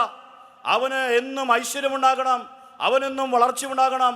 അവനൊരു തെറ്റും ചെയ്തിട്ടില്ല, അതുകൊണ്ട് അവന് രോഗങ്ങൾ ഉണ്ടാകരുത്. ഇതാണ് നമ്മുടെ ചിന്ത. എന്നാൽ ഇവന് സംഭവിച്ചത് എന്താണ്? ജോബിൻ്റെ പുസ്തകം 2-ാം അധ്യായം 7-8 വചനങ്ങൾ. ജോബിൻ്റെ പുസ്തകം 2-ാം അധ്യായം 7-8 വചനങ്ങൾ. സാത്താൻ കർത്താവിൻ്റെ സന്നിധിയിൽ നിന്ന് പോയി അവൻ ജോബിൻ്റെ ശരീരത്തെ അടിമുതൽ മുടി വരെ വ്രണങ്ങൾ കൊണ്ട് നിറച്ചു. ജോബ് ചാരത്തിലിരുന്ന് ഓട്ടുകഷ്ണം കൊണ്ട് ശരീരം ചുരണ്ടിക്കൊണ്ടിരുന്നു. 1-ാം അധ്യായം 1-ാമത്തെ വചനത്തിൽ നിന്ന് 2-ാം അധ്യായം 7-8 വചനങ്ങളിലേക്ക് എത്തുമ്പോഴേക്കും ഈ മനുഷ്യന് സംഭവിച്ചിരിക്കുന്ന മാറ്റം എത്രയോ വലുതാണ്. അവൻ്റെ ഗതി എത്രയോ ദുസ്സഹമാണ്, എത്രയോ ഭീകരമായൊരവസ്ഥയിലാണ് അവൻ എത്തിയിരിക്കുന്നത്. നീതിനിഷ്ഠനായി, നിഷ്കളങ്കനായി, ദൈവഭക്തനായി തിന്മയിൽ നിന്ന് അകന്ന് ജീവിച്ച മനുഷ്യൻ അടിമുതൽ മുടി വരെ വ്രണങ്ങളാൽ നിറഞ്ഞ് ചാരത്തിലിരുന്ന് ഓട്ടുകഷ്ണം കൊണ്ട് സ്വന്തം ശരീരത്തിലെ വ്രണങ്ങൾ ചുരണ്ടിക്കൊണ്ടിരിക്കുന്നു. എന്ത് തെറ്റ് ചെയ്തിട്ടാണ് അവന് ഈ ദുരന്തം സംഭവിച്ചത്? നീതിനിഷ്ഠനായി ജീവിച്ചതിൻ്റെ പ്രതിഫലമാണോ ഇത്? തിന്മയിൽ നിന്ന് അകന്ന് ജീവിച്ചതിൻ്റെ പ്രതിഫലമാണോ ഇത്? ഇത് പ്രലോഭനമാണോ? പരീക്ഷണമാണോ? ഇത് പരീക്ഷയാണ്. ഇത് പരീക്ഷയാണ്. അവൻ്റെ ഉള്ളിലൂടെ എന്തെല്ലാം ചിന്തകളാണ് പോയത്? ഞാൻ എന്ത് തെറ്റ് ചെയ്തിട്ടാണ് ഇത് സംഭവിച്ചത്? ഞാൻ എന്തുകൊണ്ടാണ് ഇങ്ങനെ ആയിരിക്കുന്നത്? പക്ഷേ അവൻ പിടിച്ചു നിന്നു. അവൻ വിശ്വാസത്തിൽ തളരാതെ നിന്നു. അവസാനം എന്തു സംഭവിച്ചു? മുമ്പത്തേക്കാൾ കൂടുതൽ ഐശ്വര്യം നൽകി കർത്താവ് അവനെ ആശീർവദിച്ചു. കർത്താവിനോട് അവൻ കൂടുതൽ ചേർന്ന് നിന്നു. കർത്താവിനോടുള്ള വിശ്വാസത്തിൽ അവൻ കൂടുതൽ വളർന്നു. അപ്പോൾ ആത്യന്തികമായി അവന് നന്മയാണ് ഉണ്ടായത്. അവൻ്റെ വിശ്വാസം സ്ഥിരീകരിക്കപ്പെട്ടു. അതുകൊണ്ടാണ് യാക്കോബിൻ്റെ ലേഖനം 1-ാം അധ്യായം 12-ാമത്തെ വചനത്തിൽ നാം വായിച്ചത്, പരീക്ഷകൾ ഉണ്ടാകുന്നവൻ ഭാഗ്യവാൻ. പരീക്ഷണങ്ങളെ അതിജീവിച്ചു കഴിയുമ്പോൾ അവന് ജീവകിരീടം ലഭിക്കും. ഈ ജോബിൻ്റെ പുസ്തകം അവസാനത്തെ അധ്യായം 42-ാമത്തെ അധ്യായം 12 മുതൽ 14 വരെയുള്ള വചനങ്ങൾ നമുക്ക് വായിക്കാം. 12 മുതൽ 13 വരെയുള്ള വചനങ്ങൾ. ജോബിൻ്റെ പുസ്തകം 42-ാം അധ്യായം 12 മുതൽ 13 വരെയുള്ള വചനങ്ങൾ. കർത്താവ് അവൻ്റെ ശേഷിച്ച ജീവിതം മുമ്പിലത്തേതിനേക്കാൾ ധന്യമാക്കി. അവന് 14,000 ആടുകളും 6,000 ഒട്ടകങ്ങളും 1,000 കാളകളും 1,000 പെൺകഴുതകളും ഉണ്ടായി. അവന് 7 പുത്രന്മാരും 3 പുത്രിമാരും ഉണ്ടായി. അപ്പോൾ കർത്താവിനോട് അവൻ ചേർന്ന് നിന്നു. കർത്താവിനോടുള്ള വിശ്വാസത്തിൽ അവൻ വളർന്നു. വിശ്വാസത്തിൽ അവൻ വളർന്നു. കൂടുതൽ ഐശ്വര്യം അവൻ സമ്പാദിച്ചു. കൂടുതൽ സമ്പത്ത് അവനുണ്ടായി. അങ്ങനെ അവൻ സന്തോഷത്തിലേക്ക് തിരിച്ചു വന്നു. അതുകൊണ്ട് ഇത് പ്രലോഭനമാണോ പരീക്ഷയാണോ? ഇത് പരീക്ഷയാണ്. ഇതുപോലെ ചിലത് നമ്മുടെ ജീവിതത്തിൽ സംഭവിക്കും. ബുദ്ധി കൊണ്ട് ആലോചിച്ചാൽ മനസ്സിലാകാത്ത കാര്യം. ഞാൻ എന്നും പള്ളിയിൽ പോകുന്നവനാണ്, ഞാൻ എന്നും വിശുദ്ധമായി ജീവിക്കുന്നവനാണ്, എനിക്ക് രോഗം. പള്ളിയും പട്ടക്കാരനുമില്ലാത്തവൻ, മദ്യപിച്ചു നടക്കുന്നവൻ, അവന് രോഗമില്ല, അവന് കഷ്ടപ്പാടില്ല. ഇതെന്ത് നീതിയാണ്, ഇതെന്ത് അന്യായമാണ് എന്ന് നമ്മൾ ചോദിച്ചിട്ടില്ലേ? നമ്മൾ ചിന്തിച്ചിട്ടില്ലേ? കർത്താവിൻ്റെ നീതി മനുഷ്യൻ്റെ നീതിയിൽ നിന്നും വ്യത്യസ്തമാണ്. കർത്താവിൻ്റെ രീതികളും വഴികളും നമ്മുടെ രീതികളിൽ നിന്നും വഴികളിൽ നിന്നും വ്യത്യസ്തമാണ്. കർത്താവിൻ്റെ ആലോചനകൾ വ്യത്യസ്തമാണ്. അവൻ നമ്മെ പരീക്ഷിച്ചെന്നിരിക്കാം. കർത്താവ് നിനക്ക് കഷ്ടതയുടെ അഭവം ക്ലേശത്തിൻ്റെ ജലവും തന്നാലും നിന്റെ ഗുരു നിന്നിൽ നിന്നും മറഞ്ഞിരിക്കുകയില്ല. കർത്താവ് പരീക്ഷിച്ചേക്കാം, പരീക്ഷണങ്ങളെ അയച്ചേക്കാം, സാത്താനെ അനുവദിച്ചേക്കാം. എന്നാൽ നമ്മൾ പൊരുതി നിൽക്കണം, നമ്മൾ വിജയിക്കണം, ശക്തരായിരിക്കണം. അങ്ങനെ പരീക്ഷയെ നമ്മൾ വിജയിക്കണം. മറ്റൊരു വചനഭാഗം നമുക്ക് നോക്കാം. മത്തായിയുടെ സുവിശേഷം 15-ാം അധ്യായം 21 മുതൽ 28 വരെയുള്ള വചനങ്ങൾ. മത്തായിയുടെ സുവിശേഷം 15-ാം അധ്യായം 21 മുതൽ 28 വരെയുള്ള വചനങ്ങൾ. പ്രാർത്ഥന സ്ഥിരോത്സാഹത്തോടെ നടത്തണമെന്ന് പറഞ്ഞപ്പോൾ ഈ വചനഭാഗം നമ്മൾ വായിച്ചിരുന്നു.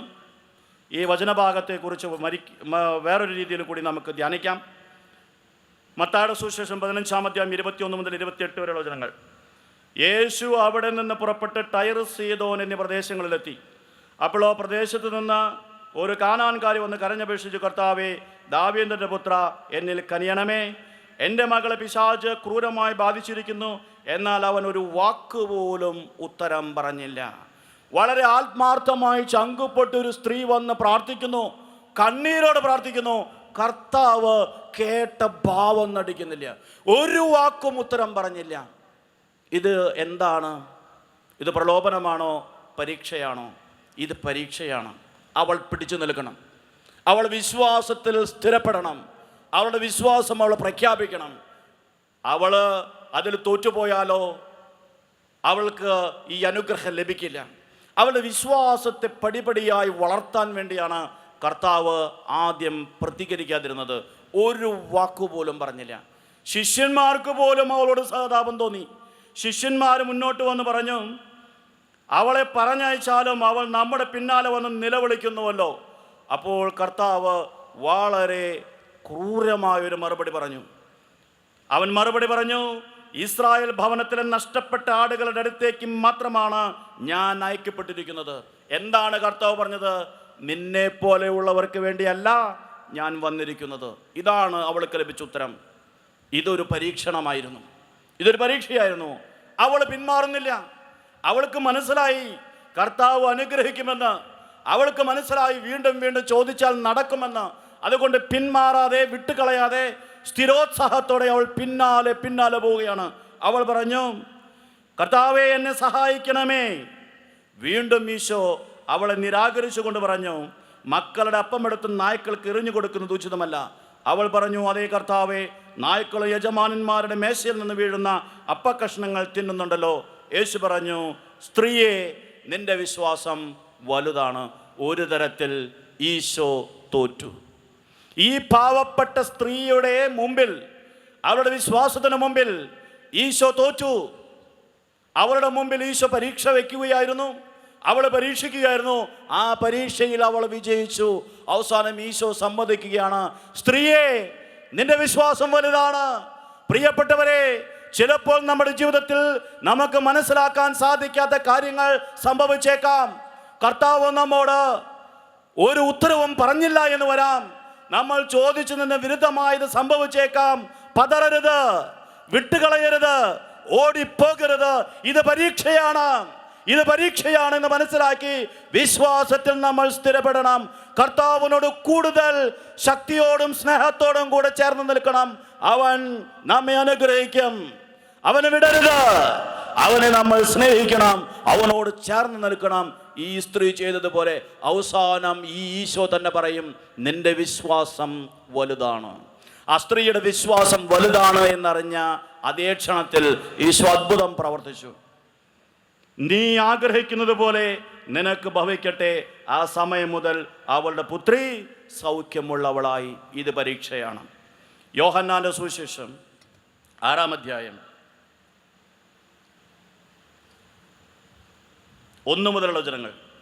യോഹന്നാന്റെ സുവിശേഷം 6-ാം അധ്യായം 1 മുതലുള്ള വചനങ്ങൾ. ഈശോ അപ്പം വർദ്ധിപ്പിക്കുന്ന സന്ദർഭം. അപ്പം വർദ്ധിപ്പിക്കാനായി തീരുമാനിച്ച ഈശോ അതിന് മുൻപായിട്ട് അവരോടൊരു കാര്യം ചോദിക്കുന്നുണ്ട്. അത് നമുക്ക് നോക്കാം. യേശു തിബേരിയാസ് എന്നുകൂടി വിളിക്കപ്പെടുന്ന ഗലീലിക്കടലിൻ്റെ മറുകരയിലേക്ക് പോയി.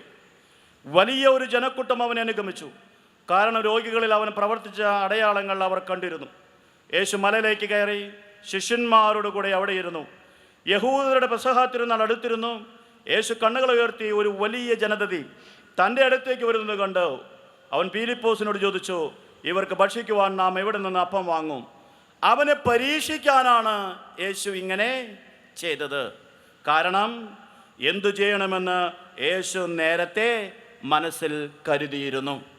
ഇത്രയും പേർക്ക് ഭക്ഷണം കൊടുക്കണം എന്ന് പറഞ്ഞപ്പോൾ എങ്ങനെയാണ് നമ്മൾ കൊടുക്കുക, എങ്ങനെയാണിത് സാധിക്കുക എന്ന് അവർ ചോദിക്കുന്നു. വാസ്തവത്തിൽ ഈശോ തീരുമാനിച്ചിരുന്നു, എന്ത് ചെയ്യണമെന്ന് നിശ്ചയിച്ചുറപ്പിച്ചിരുന്നു. പക്ഷെ അവരുടെ വിശ്വാസത്തെ പരീക്ഷിക്കാൻ, എന്തുമാത്രം അവർ കർത്താവിൽ ആശ്രയിക്കുമെന്ന് മനസ്സിലാക്കാൻ, കർത്താവിൻ്റെ അത്ഭുതകരമായ വഴികളിൽ അവർക്ക് എന്തുമാത്രം ബോധ്യമുണ്ട് എന്ന് മനസ്സിലാക്കാൻ വേണ്ടിയാണ് ഈശോ ചോദിച്ചത്.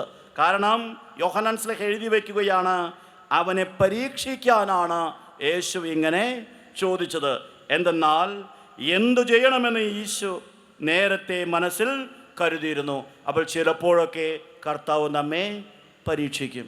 ചിലപ്പോഴൊക്കെ കർത്താവ് നമുക്ക് പറ്റാത്ത കാര്യങ്ങൾ നമ്മളോട് പറയും. അപ്പോൾ നമ്മൾ ഇത് എന്നെ കൊണ്ട് പറ്റില്ല എന്ന് പറഞ്ഞ് ഓടി മാറരുത്. കർത്താവേ, നിനക്ക് പറ്റും. കർത്താവേ, നീ അനുഗ്രഹിച്ചാൽ ഇത് സാധിക്കും. എന്നെ കൊണ്ട് സാധിക്കില്ലായിരിക്കും, പക്ഷേ നിന്റെ ശക്തി കൊണ്ട് ഇത് സാധിക്കുമെന്ന് പറഞ്ഞ് കർത്താവിലേക്ക് നമ്മൾ വളരണം. വിശ്വാസത്തിൽ നമ്മൾ സ്ഥിരപ്പെടണം. അങ്ങനെ നമ്മൾ ഈ പരീക്ഷയെ വിജയിക്കണം. യോഹന്നാൻ്റെ സുവിശേഷം 11-ാമത്തെ അധ്യായത്തിലേക്ക് നമുക്ക് പോകാം. യോഹന്നാൻ്റെ സുവിശേഷം 11-ാമത്തെ അധ്യായം, ലാസറിനെ ഉയർപ്പിക്കുന്ന സന്ദർഭം. ഇവിടെ നമ്മൾ ശ്രദ്ധിക്കേണ്ട കാര്യം, ലാസറിന് സുഖമില്ല എന്ന് യേശു അറിഞ്ഞിരുന്നു. അറിഞ്ഞിട്ട് പോകാതിരുന്നതല്ല, അറിഞ്ഞു. എന്നിട്ടും പോകാതെ അവിടെ തന്നെ ചുറ്റിപ്പറ്റി 2 ദിവസം നിന്നു. അതിനിടയിൽ ലാസർ മരിച്ചു. എന്തുകൊണ്ടാണ് ഈശോ അങ്ങനെ ചെയ്തത്? വേണമെങ്കിൽ ലാസറിന് സുഖമില്ല എന്ന് പറഞ്ഞ് അറിഞ്ഞ ഉടനെ പോയി ലാസറിനെ സുഖപ്പെടുത്താമായിരുന്നില്ലേ? മരിച്ച മനുഷ്യനെ ഉയർത്തുന്നതാണോ, മരിക്കുന്നതിന് മുമ്പ് രോഗം സുഖപ്പെടുത്തുന്നതാണോ ഭേദം? എളുപ്പം മരിക്കുന്നതിന് മുമ്പ് രോഗം സുഖപ്പെടുത്തുന്നതല്ലേ എളുപ്പം. രോഗിയാണെന്നറിഞ്ഞിട്ടും അങ്ങോട്ട് പോകാതെ അവിടെ തന്നെ ചുറ്റിപ്പറ്റി നിന്ന് മരിച്ചു എന്ന് പറഞ്ഞപ്പോൾ ഈശോ ഓടിച്ചെല്ലുകയാണ്. എന്തുകൊണ്ടാണ് അങ്ങനെ ചെയ്തത്? അവരുടെ വിശ്വാസത്തെ വർദ്ധിപ്പിക്കാൻ വേണ്ടിയാണ്. അവരുടെ വിശ്വാസത്തെ വർദ്ധിപ്പിക്കാൻ വേണ്ടിയാണ്. നമുക്ക് വായിക്കാം കുറച്ച് വചനങ്ങൾ. യോഹന്നാൻ്റെ സുവിശേഷം 11-ാം അധ്യായം 3 മുതൽ 6 വരെയുള്ള വചനങ്ങൾ. യോഹന്നാൻ്റെ സുവിശേഷം 11-ാം അധ്യായം 3 മുതൽ 6 വരെയുള്ള വചനങ്ങൾ. കർത്താവേ, ഇതാ അങ്ങ് സ്നേഹിക്കുന്നവൻ രോഗിയായിരിക്കുന്നു എന്ന് പറയാൻ ആ സഹോദരിമാർ അവൻ്റെ അടുക്കലേക്ക് ആളയച്ചു. അത് കേട്ടപ്പോൾ യേശു പറഞ്ഞു, ഈ രോഗം മരണത്തിൽ അവസാനിക്കാനുള്ളതല്ല, പ്രത്യുത ദൈവത്തിൻ്റെ മഹത്വത്തിനും അതുവഴി ദൈവപുത്രൻ മഹത്വം പ്രാപിക്കുന്നതിനും വേണ്ടിയുള്ളതാണ്. യേശു മാർത്തായെയും അവളുടെ സഹോദരിയെയും ലാസറിനെയും സ്നേഹിച്ചിരുന്നു. അടുത്ത വചനം ശ്രദ്ധിക്കണം. എങ്കിലും അവൻ രോഗിയായി എന്ന് കേട്ടിട്ടും യേശു താൻ താമസിച്ചിരുന്ന സ്ഥലത്ത് തന്നെ 2 ദിവസം കൂടി ചെലവഴിച്ചു. രോഗിയാണെന്ന് അറിഞ്ഞു, എന്നിട്ട് 2 ദിവസം അവിടെ തന്നെ ചെലവഴിച്ചു. അതിൻ്റെ ഇടയിൽ ലാസർ മരിച്ചു. എന്നിട്ട് ഈശോ ഓടി ചെന്നു. എന്നിട്ട് ഈശോ ലാസറിനെ ഉയർപ്പിച്ചു. എന്തിനു വേണ്ടിയാണ് അങ്ങനെ ചെയ്തത്? അവരുടെ വിശ്വാസത്തെ വർദ്ധിപ്പിക്കാൻ വേണ്ടി. ഉടനെ തന്നെ യേശു ഓടിച്ചെന്ന് രോഗിയായ ലാസറിനെ സുഖപ്പെടുത്തിയിരുന്നുവെങ്കിൽ ഈശോ രോഗം സുഖപ്പെടുത്തിയെന്നേ അവർ വിചാരിക്കുമായിരുന്നുള്ളൂ. അവരുടെ വിശ്വാസം ചെറുതായിരിക്കും. പക്ഷെ ഈശോ എന്താണ് ചെയ്തത്? മരിച്ചതിന് ശേഷം മരിച്ച മനുഷ്യനെ ജീവനിലേക്ക് തിരിച്ചു കൊണ്ടുവന്നു. സാധാരണ രീതിയിൽ സംഭവിക്കാത്ത കാര്യം. അതിൻ്റെ ഫലമായി അവരുടെ വിശ്വാസം അനേകം മടങ്ങ് വർദ്ധിച്ചു. രോഗം സുഖപ്പെടുന്നതിനേക്കാൾ വലിയ അത്ഭുതം മരിച്ചവൻ തിരിച്ചു വരുന്നത് കണ്ടപ്പോൾ അവരുടെ വിശ്വാസം അനേകം മടങ്ങ് വർദ്ധിച്ചു. പ്രിയപ്പെട്ടവരെ, ചിലപ്പോൾ നമ്മൾ ചോദിക്കുന്ന ചെറിയ കാര്യം കർത്താവ് നിഷേധിച്ചേക്കാം. ഇവിടെ രോഗിയായ സഹോദരനെ സുഖപ്പെടുത്താൻ പറഞ്ഞപ്പോൾ കർത്താവ് ചെയ്തില്ല. എന്തിനാണ്? അതിനേക്കാൾ വലിയ കാര്യം അവരുടെ ജീവിതത്തിൽ ചെയ്യാൻ വേണ്ടിയാണ്. അതിനേക്കാൾ ശക്തമായ കാര്യം അവരുടെ ജീവിതത്തിൽ ചെയ്യാൻ വേണ്ടിയാണ്. അവരുടെ വിശ്വാസം സ്ഥിരപ്പെടുത്താൻ വേണ്ടിയാണ്. ചിലപ്പോൾ നമ്മളൊക്കെ ചോദിക്കുന്ന ചെറിയ ചെറിയ കാര്യങ്ങൾ തമ്പുരാൻ തന്നില്ലെന്ന് വരും, തമ്പുരാൻ ഇടപെട്ടില്ല എന്ന് വരും. എന്തുകൊണ്ടാണ്? നമ്മോട് സ്നേഹമില്ലാത്തത് കൊണ്ടാണോ? സ്നേഹമുണ്ട്. ലാസറിനെയും മാർത്തായെയും മറിയത്തെയും ഈശോ സ്നേഹിച്ചിരുന്നു. എങ്കിലും രോഗിയാണെന്നറിഞ്ഞിട്ടും 2 ദിവസം അവൻ അവളെ തന്നെ കഴിച്ചുകൂട്ടി. ഇതിനേക്കാൾ വലിയ കാര്യം ചെയ്യാൻ അവൻ കരുതിയിരുന്നു. ഇവരുടെ വിശ്വാസത്തെ വർദ്ധിപ്പിക്കാൻ അവൻ കരുതിയിരുന്നു. അതുകൊണ്ട് ഈ മരണത്തിൻ്റെ വേദന, ഈ വേർപാടിൻ്റെ വേദന ഒരു പരീക്ഷയായി അവർക്ക് നൽകിയതാണ്. നമ്മുടെ ജീവിതത്തിൽ ചെറിയ കാര്യങ്ങൾ നടക്കാതിരിക്കുമ്പോൾ, കർത്താവ് ഇടപെടാതിരിക്കുമ്പോൾ ഭയപ്പെടരുത്, ഭയപ്പെടരുത്. ആ വേദന തമ്പുരാൻ നമുക്ക് നൽകുന്നത്, ആ പരീക്ഷ തമ്പുരാൻ നമുക്ക് നൽകുന്നത് പിന്നീട് ശക്തമായി നമ്മുടെ ജീവിതത്തിൽ ഇടപെടാൻ വേണ്ടിയാണ്. പിന്നിലേക്ക് തിരിഞ്ഞു നോക്കുക, നിങ്ങളുടെ ജീവിതത്തിലേക്ക് തിരിഞ്ഞു നോക്കുക. എപ്പോഴൊക്കെ ചെറിയ കാര്യങ്ങൾ സംഭവിക്കാതിരുന്നിട്ടുണ്ടോ, അതിനുശേഷം കർത്താവ് വലിയ കാര്യങ്ങൾ ചെയ്തിട്ടുണ്ടാകും. ഇനി അങ്ങോട്ട് നോക്കുക. ചെറിയ കാര്യങ്ങൾ സംഭവിക്കാതിരിക്കുമ്പോൾ, ചെറിയ കാര്യങ്ങളിൽ കർത്താവ് ഇടപെടാതിരിക്കുമ്പോൾ വിശ്വാസം നഷ്ടപ്പെടുത്തരുത്. വിശ്വാസത്തിൽ പിടിച്ചു നിൽക്കണം, വിശ്വാസത്തെ സ്ഥിരപ്പെടുത്തണം, കർത്താവിൽ കൂടുതൽ ആശ്രയിക്കണം. കർത്താവ് അത്ഭുതകരമായി വലിയ കാര്യങ്ങൾ ചെയ്യും. രോഗം സുഖപ്പെടുത്താതിരുന്ന കർത്താവ് പിന്നീട് ചെയ്തത് മരിച്ചവനെ ഉയർപ്പിക്കുകയാണ്. എന്തുകൊണ്ടാണ് ഇത് വിശ്വാസത്തിന് വേണ്ടിയാണ് എന്ന് നമ്മൾ പറയുന്നത്? യോഹന്നാന്റെ സുവിശേഷം, അതേ സുവിശേഷം 11-ാം അധ്യായം 40-41 വചനങ്ങളിൽ ലാസറിന്റെ കല്ലറയ്ക്ക് മുമ്പിൽ നിന്നുകൊണ്ട് കർത്താവ് ഒരു കാര്യം പറഞ്ഞു. എൻ്റെ പ്രാർത്ഥന അങ്ങ് കേട്ടതിനാൽ അങ്ങേക്ക് ഞാൻ നന്ദി പറയുന്നു. അങ്ങ് എന്നും എൻ്റെ പ്രാർത്ഥന കേൾക്കുമെന്ന് എനിക്കറിയാം. പക്ഷേ ഇവിടെ കൂടിയിരിക്കുന്ന ജനം വിശ്വസിക്കേണ്ടതിന് വേണ്ടിയാണ് ഞാൻ അങ്ങനെ പ്രാർത്ഥിച്ചത്. അപ്പോൾ ലാസറിനെ ഉയർപ്പിച്ചത് വിശ്വാസവർദ്ധനയ്ക്ക് വേണ്ടിയായിരുന്നു. ലാസറിനെ ഉയർപ്പിച്ചത് വിശ്വാസത്തിൽ സ്ഥിരപ്പെടുത്താൻ വേണ്ടിയായിരുന്നു. മരിക്കുന്നതിന് മുമ്പ് അവനെ സുഖപ്പെടുത്തിയിരുന്നുവെങ്കിൽ അത്രയും വലിയൊരു വിശ്വാസ വർദ്ധനവ് അവരുടെ ജീവിതത്തിൽ ഉണ്ടാകുമായിരുന്നില്ല. അത്രയും വലിയൊരു ബോധ്യം അവർക്ക് ലഭിക്കുമായിരുന്നില്ല. അതുകൊണ്ട് ചെറിയ കാര്യം ചെയ്യാതെ ആ വേദന കൊടുത്ത്, ആ മരണത്തിൻ്റെ കയ്പ് കൊടുത്ത് അവരുടെ ജീവിതത്തിൽ കർത്താവ് ശക്തമായി ഇടപെട്ടു. ഇത് പരീക്ഷണമാണ്, ഇത് പ്രലോഭനമല്ല. കർത്താവിൽ നിന്നും അകറ്റിക്കളയാൻ വേണ്ടി കർത്താവ് ചെയ്തതല്ല, മറിച്ച് കർത്താവിൽ കൂടുതൽ വിശ്വാസത്തിൽ വളരാൻ വേണ്ടി കർത്താവ് ചെയ്തതാണ്. ഇങ്ങനെയുള്ള സന്ദർഭങ്ങൾ നമ്മുടെ ജീവിതത്തിൽ ഉണ്ടാകും. അപ്പോൾ പരിഭ്രമിക്കരുത്, നമ്മൾ കർത്താവിൽ ആശ്രയിച്ച് മുന്നോട്ട് പോകണം. അവസാനമായി ഒരു വചനഭാഗം കൂടി നമുക്ക് നോക്കാം. മത്തായിയുടെ സുവിശേഷം 8-ാം അധ്യായം 23 മുതൽ 27 വരെയുള്ള വചനങ്ങൾ. മത്തായിയുടെ സുവിശേഷം 8-ാം അധ്യായം 23 മുതൽ 27 വരെയുള്ള വചനങ്ങൾ. യേശു തോണിയിൽ കയറിയപ്പോൾ ശിഷ്യന്മാർ അവനെ അനുഗമിച്ചു. കടലിൽ ഉഗ്രമായ കൊടുങ്കാറ്റുണ്ടായി. തോണി മുങ്ങത്തക്ക വിധം തിരമാലകൾ ഉയർന്നു. അവൻ ഉറങ്ങുകയായിരുന്നു. ശിഷ്യന്മാർ അടുത്ത് ചെന്ന് അവനെ ഉണർത്തി അപേക്ഷിച്ചു, കർത്താവേ, രക്ഷിക്കണമേ, ഞങ്ങളിതാ നശിക്കുന്നു. അവൻ പറഞ്ഞു, അല്പവിശ്വാസികളെ, നിങ്ങൾ എന്തിനു ഭയപ്പെടുന്നു? അവൻ എഴുന്നേറ്റ് കാറ്റിനെയും കടലിനെയും ശാസിച്ചു. വലിയ ശാന്തതയുണ്ടായി. അവർ ആശ്ചര്യപ്പെട്ട് പറഞ്ഞു, ഇവൻ ആര്? കാറ്റും കടലും പോലും ഇവനെ അനുസരിക്കുന്നുവല്ലോ. എന്തുകൊണ്ടാണ് ഈശോ വഞ്ചിയിൽ ഉറങ്ങിയത്? കൊടുങ്കാറ്റടിക്കുന്നു. നമ്മൾ വചനത്തിൽ എന്താണ് വായിക്കുന്നത്?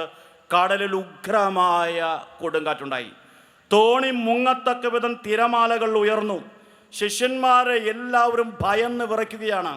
ആ സമയത്ത് ഈശോ ശാന്തമായി ശരിക്കും ഉറങ്ങിയെന്ന് നിങ്ങൾ കരുതുന്നുണ്ടോ? കടലിൽ കൊടുങ്കാറ്റാണ്, വള്ളമാടി ഉലയുകയാണ്, തിരമാലകൾ ഉയർന്ന് പൊങ്ങുകയാണ്. ഒരു ശിഷ്യനും ഉറങ്ങാൻ സാധിക്കുന്നില്ല. അവരൊക്കെ അസ്വസ്ഥരാണ്, അവരൊക്കെ ഭയപ്പെട്ടിരിക്കുകയാണ്. ആ സമയത്ത് ഈശോ സുഖമായി ഉറങ്ങിയത് യഥാർത്ഥത്തിൽ ശാരീരികമായ വിശ്രമത്തിന് വേണ്ടിയുള്ള ഉറക്കമായിരുന്നോ? അല്ല. ഈശോയും മനുഷ്യനായിരുന്നു. അവർക്കാർക്കും ഉറങ്ങാൻ പറ്റാത്ത സ്ഥലത്ത്, അവർക്കാർക്കും ഉറങ്ങാൻ പറ്റാത്ത കൊടുങ്കാറ്റിൽ തിരമാലകൾ ഉയർന്നടിക്കുമ്പോൾ, വഞ്ചി അങ്ങോട്ടും ഇങ്ങോട്ടും മാടി ഉലയുമ്പോൾ ഈശോ ശാന്തമായി ഉറങ്ങിയത് എന്തിനു വേണ്ടിയായിരുന്നു? അവരെ പരീക്ഷിക്കാൻ വേണ്ടിയായിരുന്നു, അവരുടെ വിശ്വാസത്തെ വളർത്താൻ വേണ്ടിയായിരുന്നു.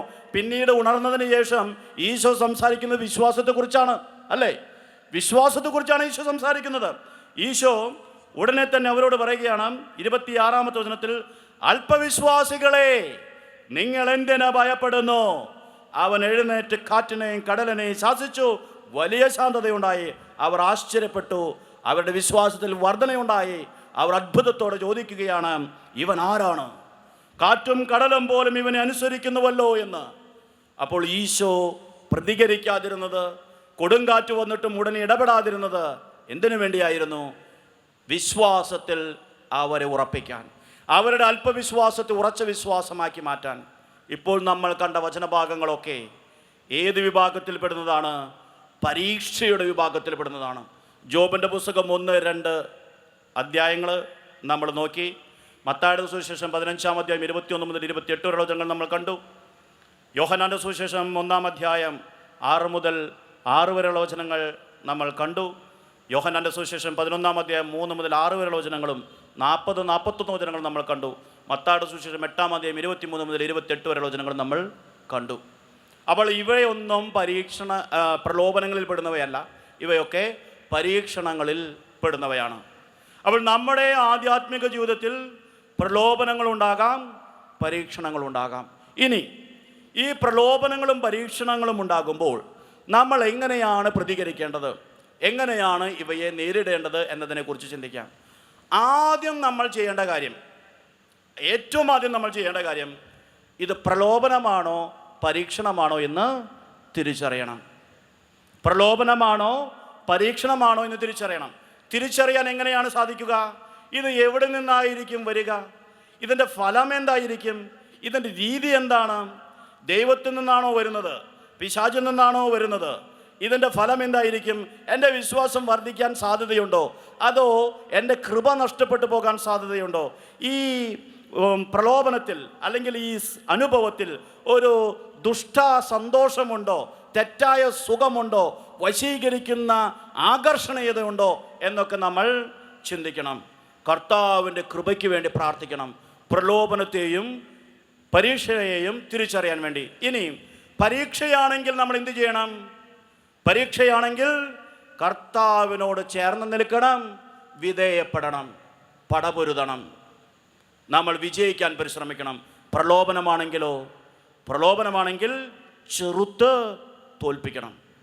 പരീക്ഷയാണെങ്കിൽ വിധേയപ്പെടണം, പ്രലോഭനമാണെങ്കിൽ ചെറുത്ത് നിൽക്കണം, അതിനെ തോൽപ്പിക്കണം. തിന്മയായതുകൊണ്ടും പിശാചിൽ നിന്ന് വരുന്നത് കൊണ്ടും നമ്മൾ ചെറുത്ത് നിൽക്കണം, തോൽപ്പിക്കണം. പരീക്ഷ ദൈവത്തിൽ നിന്നായതുകൊണ്ട് ദൈവത്തിന് കീഴ്വഴങ്ങണം. ദൈവം നമ്മെ വഴി നടത്തും, നമ്മൾ വിശ്വാസത്തിൽ വർദ്ധിപ്പിക്കും. അവൾ ആദ്യം എനിക്കുണ്ടാകുന്നൊരു തകർച്ച, എനിക്കുണ്ടാകുന്ന ഒരു രോഗം, എൻ്റെ വീട്ടിലെ പ്രിയപ്പെട്ടവരുടെ മരണം, ജീവിത പങ്കാളിയുടെ അകാലത്തിലുള്ള മരണം, മക്കളുടെ ബുദ്ധിമുട്ടുകൾ, സാമ്പത്തിക തളർച്ച, ജോലി നഷ്ടം, വിവാഹ തടസ്സങ്ങൾ, ഇത് പരീക്ഷയാണോ പ്രലോഭനമാണോ എന്ന് തിരിച്ചറിയണം. പരീക്ഷയാണെങ്കിൽ കർത്താവിനോട് സഹകരിക്കുക, പ്രലോഭനമാണെങ്കിൽ സാത്താനോട് മറുതലിക്കുക, അവനെ ചെറുത്തു തോൽപ്പിക്കുക. ഇങ്ങനെ ചെറുത്തു തോൽപ്പിക്കണമെങ്കിൽ, പ്രലോഭനങ്ങളെ അതിജീവിക്കണമെങ്കിൽ നമ്മൾ എന്തു ചെയ്യണം? 5 കാര്യങ്ങളിലാണ് നമ്മൾ ശ്രദ്ധിക്കേണ്ടത്. 5 കാര്യങ്ങൾ ചെയ്താൽ പ്രലോഭനങ്ങളെ അതിജീവിക്കാൻ നമുക്ക് സാധിക്കും. ഒന്നാമതായി നമ്മൾ തിന്മയെ ചെറുത്ത് തോൽപ്പിക്കണം, സാത്താനെ ചെറുത്തു നിൽക്കണം. അപ്പോൾ അവൻ ഓടിയകലുമെന്നാണ് വിശുദ്ധ യാക്കോബ് നമ്മെ പഠിപ്പിക്കുന്നത്. യാക്കോബിൻ്റെ ലേഖനം 4-ാം അധ്യായം 7-ാമത്തെ വചനം, പ്രലോഭനമാണെങ്കിൽ നമ്മൾ എങ്ങനെയാണ് അതിനെ തോൽപ്പിക്കേണ്ടത്? പരീക്ഷയാണെങ്കിൽ എന്താണ് ചെയ്യേണ്ടത്? വിധേയപ്പെടണം, സഹകരിക്കണം, ക്ഷമാപൂർവം പിടിച്ചു നിൽക്കണം.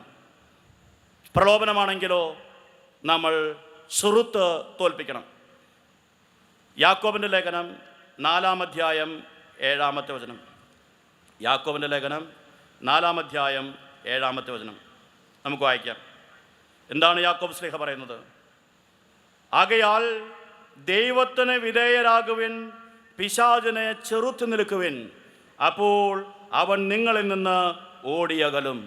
ദൈവത്തോട് ചേർന്ന് നിന്ന് പിശാചിനെ ചെറുത്തു നിൽക്കുവിൻ, അപ്പോൾ അവൻ നിങ്ങളിൽ നിന്ന് ഓടിയകലും. പ്രലോഭനമാണ് എനിക്ക് വന്നിരിക്കുന്നത്, പിശാചിൽ നിന്നാണ് ഇത് വന്നിരിക്കുന്നതെന്ന് മനസ്സിലായാൽ എന്ത് ചെയ്യണം?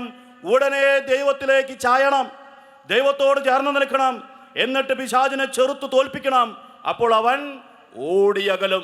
അടുത്ത വചനത്തിൽ യാക്കോബ് ശ്ലീഹ പറയുന്നു, ദൈവത്തോട് ചേർന്ന് നിൽക്കുവിൻ, അവിടുന്ന് നിങ്ങളോടും ചേർന്ന് നിൽക്കും.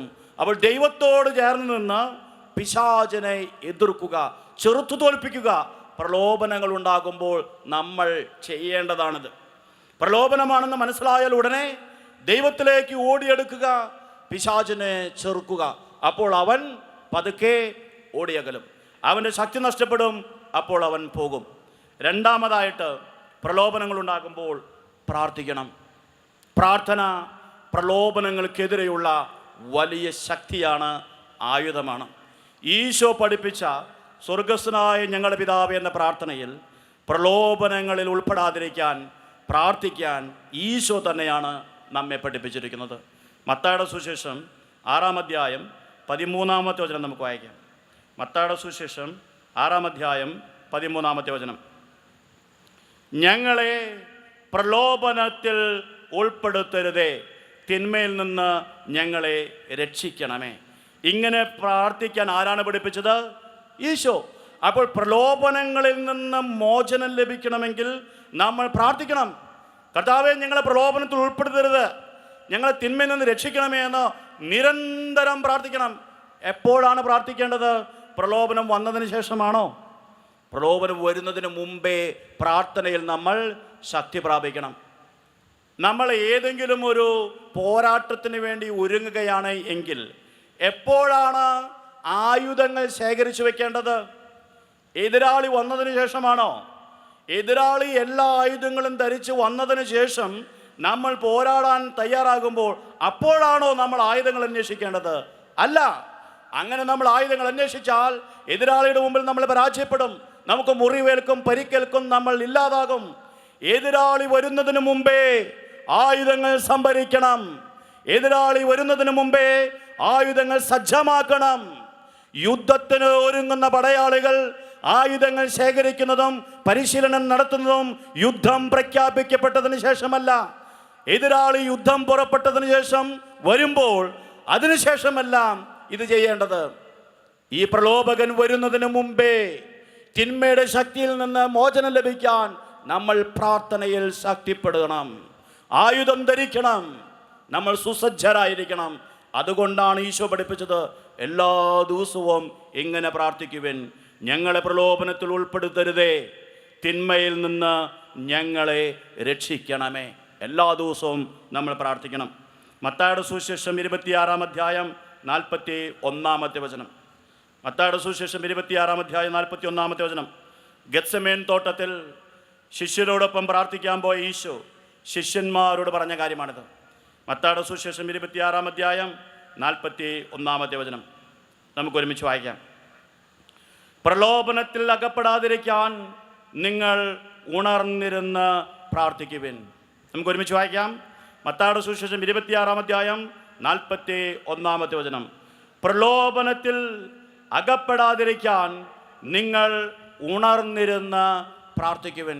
അതുകൊണ്ട് നമ്മുടെ ജീവിതത്തിൽ പലപ്പോഴും ഉണർന്നിരുന്ന് ഉറക്കം ഉപേക്ഷിച്ച് കർത്താവിന് മുമ്പിൽ ഉണർവോടെ ഇരുന്ന് ജാഗ്രതയോടെ ജാഗരൂകതയോടെ നമ്മൾ പ്രാർത്ഥിക്കണം. നിതാന്ത ജാഗ്രതയോടെ നമ്മൾ പ്രാർത്ഥിക്കണം. രാത്രിയുടെ യാമങ്ങളിൽ ഉണർന്നിരുന്ന് പ്രാർത്ഥിക്കാൻ സാധിച്ചാൽ പ്രലോഭകനെതിരെ പ്രലോഭനത്തിൽ ഉൾപ്പെടുത്താതിരിക്കാൻ നമുക്ക് ശക്തി ലഭിക്കും. കർത്താവ് നമുക്ക് തന്നിട്ടുള്ള ഒരു വലിയ ഉപദേശമാണിത്. അപ്പോൾ രണ്ടാമതായി പ്രാർത്ഥനയിൽ നമ്മൾ ആശ്രയിക്കണം. പ്രാർത്ഥനയിൽ ആശ്രയിച്ച് നമ്മൾ ശക്തി പ്രാപിക്കണം. മൂന്നാമതായിട്ട്, പരീക്ഷകൾ ഉണ്ടാകുമ്പോൾ നമ്മൾ ക്ഷമ കൈവിടാതിരിക്കണം. ക്ഷമ കൈവിടരുത്. ക്ഷമ കൈവിട്ടു പോയാൽ പരീക്ഷയിൽ വിജയിക്കാൻ നമുക്ക് സാധിക്കില്ല. ഇപ്പോൾ നമ്മൾ പറയുന്നത് പരീക്ഷയെക്കുറിച്ചാണ്, പ്രലോഭനത്തെക്കുറിച്ചല്ല. പരീക്ഷയുണ്ടാകുമ്പോൾ ക്ഷമ നശിക്കാതെ, ഇനി കുറച്ച് ദിവസമേ ഉള്ളൂ, ഇനി കുറച്ച് നാളുകളേ ഉള്ളൂ, ഇതാ ഞാൻ പരീക്ഷകളെ ജയിക്കാൻ പോവുകയാണ്, ഇതാ ഞാൻ കർത്താവിൻ്റെ വിജയത്തിൽ പങ്കാളിയാകാൻ പോവുകയാണ് എന്ന മനോഭാവത്തോടെ, ധൈര്യത്തോടെ, ക്ഷമാപൂർവം നമ്മൾ മുന്നോട്ട് പോകണം. ക്ഷമയോടെ നമ്മൾ പിടിച്ചു നിൽക്കണം. ഹെബ്രായർക്കുള്ള ലേഖനം 10-ാം അധ്യായം 35 മുതൽ 39 വരെയുള്ള വചനങ്ങൾ നമുക്ക് നോക്കാം. ഹെബ്രായർക്കുള്ള ലേഖനം 10-ാം അധ്യായം 35 മുതൽ 39 വരെയുള്ള വചനങ്ങൾ. പരീക്ഷകളുടെ സമയത്ത് എങ്ങനെയാണ് നമ്മൾ പ്രതികരിക്കേണ്ടത്? ഹെബ്രായർക്കുള്ള ലേഖനം 10-ാം അധ്യായം 35 മുതൽ 39 വരെ നമുക്ക് ഒരുമിച്ച് വായിക്കാം. നിങ്ങളുടെ ആത്മധൈര്യം നിങ്ങൾ നശിപ്പിച്ച് കളയരുത്, അതിന് വലിയ പ്രതിഫലം ലഭിക്കാനിരിക്കുന്നു. ദൈവത്തിൻ്റെ ഇഷ്ടം നിറവേറ്റി അവിടുത്തെ വാഗ്ദാനം പ്രാപിക്കാൻ നിങ്ങൾക്ക് സഹനശക്തി ആവശ്യമായിരിക്കുന്നു. സഹനശക്തി കൈവിടരുത്. ഇനി വളരെ കുറച്ച് സമയമേ ഉള്ളൂ. വരാനിരിക്കുന്നവൻ വരിക തന്നെ ചെയ്യും, അവൻ താമസിക്കുകയില്ല. എൻ്റെ നീതിമാൻ വിശ്വാസം മൂലം ജീവിക്കും. അവൻ പിന്മാറുന്നുവെങ്കിൽ എൻ്റെ ആത്മാവ് അവനിൽ പ്രസാദിക്കുകയില്ല. പിന്മാറി നശിപ്പിക്കപ്പെടുന്നവരുടെ കൂട്ടത്തിലല്ല, വിശ്വസിച്ച് ആത്മരക്ഷ പ്രാപിക്കുന്നവരുടെ കൂട്ടത്തിലാണ് നമ്മൾ. പരീക്ഷകൾ വരുമ്പോൾ പിന്മാറരുത്. പിന്മാറി നശിപ്പിക്കപ്പെടുന്നവരുടെ കൂട്ടത്തിലല്ല, മറിച്ച് വിശ്വസിച്ച് ആത്മരക്ഷ പ്രാപിക്കുന്നവരുടെ കൂട്ടത്തിലാണ് നമ്മൾ. പിന്മാറരുത്. ആത്മശക്തി നഷ്ടപ്പെടുത്തരുത്. ആത്മധൈര്യം നഷ്ടപ്പെടുത്തരുത്. വിശ്വാസത്തോടെ, ശക്തിയോടെ നമ്മൾ മുന്നോട്ട് പോകണം. വചനം പറയുന്നു, വരാനിരിക്കുന്നവൻ വരിക തന്നെ ചെയ്യും. ഇനി കുറച്ച് സമയമേ ബാക്കിയുള്ളൂ. സ്ഥിരോത്സാഹത്തോടെ നിൽക്കുക. സഹനം കൈവിടാതെ പിടിച്ചു നിൽക്കുക. ക്ഷമ നഷ്ടപ്പെട്ടു പോകാതെ പിടിച്ചു നിൽക്കുക. നഷ്ടധൈര്യരാകരുത്. കർത്താവിൽ ആശ്രയിച്ച് നിൽക്കുക. മത്തായിയുടെ സുവിശേഷം 10-ാം അധ്യായം 22-ാമത്തെ വചനം നമുക്ക് നോക്കാം. മത്തായിയുടെ സുവിശേഷം 10-ാം അധ്യായം 22-ാമത്തെ വചനം. ശിഷ്യന്മാരെ സുവിശേഷ പ്രഘോഷണത്തിന് അയക്കുമ്പോൾ അവർക്ക് പ്രതിബന്ധങ്ങൾ ഉണ്ടാകുമെന്നും ബുദ്ധിമുട്ടുകൾ ഉണ്ടാകുമെന്നും വേദനകൾ ഉണ്ടാകുമെന്നൊക്കെ പറഞ്ഞതിന് ശേഷം കർത്താവ് അവരോട് പറയുകയാണ്, അവസാനം വരെ പിടിച്ചു നിൽക്കുന്നവൻ രക്ഷ പ്രാപിക്കും. മത്തായിയുടെ സുവിശേഷം 10-ാം അധ്യായം 22-ാമത്തെ വചനം. എൻ്റെ നാമം മൂലം നിങ്ങൾ സർവ്വരാലും ദേഷിക്കപ്പെടും. അവസാനം വരെ സഹിച്ചു നിൽക്കുന്നവൻ രക്ഷപ്പെടും. അതുകൊണ്ട് സഹനശക്തി നമ്മൾ നഷ്ടപ്പെടുത്തി കളയരുത്. പരീക്ഷണങ്ങൾ ഉണ്ടാകും, പരീക്ഷകൾ വന്നേക്കാം, ബുദ്ധിമുട്ടുകൾ ഉണ്ടായേക്കാം. പക്ഷെ നമ്മൾ ശക്തി നഷ്ടപ്പെടുത്തി കളയരുത്. ആത്മധൈര്യം നഷ്ടപ്പെടുത്തി കളയരുത്. ക്ഷമ നമ്മൾ വിട്ടുകളയരുത്. ധൈര്യത്തോടെ നമ്മൾ മുന്നോട്ട് പോകണം. നാലാമതായിട്ട്, ദൈവവചനത്തിൽ നമ്മൾ ആശ്രയിക്കണം. പരീക്ഷണങ്ങൾ ഉണ്ടാകുമ്പോൾ, പരീക്ഷകൾ ഉണ്ടാകുമ്പോൾ, തിന്മയുടെ ശക്തികളോട് പോരാടുമ്പോൾ നമ്മൾ ദൈവവചനത്തിൽ ആശ്രയിക്കണം. കാരണം ദൈവവചനം ആത്മാവിൻ്റെ വാളാണ്. ദൈവവചനം ആത്മാവിൻ്റെ വാളാണ്. വിശുദ്ധ പൗലോസ് ശ്ലീഹ എഫേസോസുകാർക്ക് ലേഖനം 6-ാം അധ്യായം 17-ാമത്തെ വചനം. വിശുദ്ധ പൗലോസ് ശ്ലീഹ എഫേസോസുകാർക്ക് ലേഖനം 6-ാം അധ്യായം 17-ാമത്തെ വചനം. ഈ 17-ാമത്തെ വചനം വ്യക്തമായി മനസ്സിലാക്കാൻ വേണ്ടി നമുക്ക് 14 മുതലുള്ള വചനങ്ങൾ വായിക്കാം. പൗലോസ് ശ്ലീഹ ഇവിടെ സംസാരിക്കുന്നത് ആധ്യാത്മിക പോരാട്ടത്തെക്കുറിച്ചാണ്. ആധ്യാത്മിക പോരാട്ടത്തിന് സജ്ജരാകുന്ന വിശ്വാസികൾ ആധ്യാത്മിക ആയുധങ്ങൾ ധരിക്കണം. പല രീതിയിലുള്ള ആയുധങ്ങളെക്കുറിച്ച് പൗലോസ് ശ്ലീഹ ഇവിടെ വിവരിക്കുന്നു. അവസാനം ദൈവവചനത്തെക്കുറിച്ച് പറയുന്നു, ഇത് ആത്മാവിൻ്റെ വാളാണ്. ശത്രു തൻ്റെ സകല അടവുകളും നമ്മുടെ മുമ്പിൽ പയറ്റുമ്പോൾ, ദുഷ്ടൻ ജ്വലിക്കുന്ന കൂരമ്പകളുമായി നമ്മെ സമീപിക്കുമ്പോൾ അവനോട് പോരാടണമെങ്കിൽ നമ്മൾ ആയുധങ്ങൾ ധരിക്കണം. ആത്മാവിൻ്റെ വാളായ ദൈവവചനം കൈകളിലെടുക്കണം. അങ്ങനെയാണ് നമ്മൾ പോരാടേണ്ടത്. ദൈവവചനം ആയുധമാണ്. ദൈവവചനം വാളാണ്. ദൈവവചനം നമുക്ക് ശക്തി നൽകുന്നതാണ്. നമുക്ക് വായിക്കാം. വിശുദ്ധ പൗലോസ് ശ്ലീഹ എഫേസോസുകാർക്ക് ലേഖനം 6-ാം അധ്യായം 14 മുതൽ 17 വരെയുള്ള വചനങ്ങൾ. അതിനാൽ സത്യം കൊണ്ട് അരമുറുക്കി നീതിയുടെ കവചം ധരിച്ച് നിങ്ങൾ ഉറച്ചു നിൽക്കുവിൻ. സമാധാനത്തിൻ്റെ സുവിശേഷത്തിനുള്ള ഒരുക്കമാകുന്ന പാദരക്ഷകൾ ധരിക്കുവിൻ.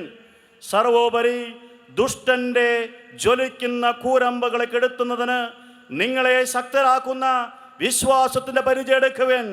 രക്ഷയുടെ പടതൊപ്പി അണിയുകയും ദൈവവചനമാകുന്ന ആത്മാവിൻ്റെ വാളെടുക്കുകയും ചെയ്യുവിൻ. അപ്പോൾ ദുഷ്ടൻ ജ്വലിക്കുന്ന കൂരമ്പകളുമായി, പ്രലോഭനങ്ങളുമായി, അടവകളും തന്ത്രങ്ങളുമായി നമ്മെ സമീപിക്കുമ്പോൾ വെറുതെ നിരായുധരായി നിന്നുകൊടുക്കരുത്.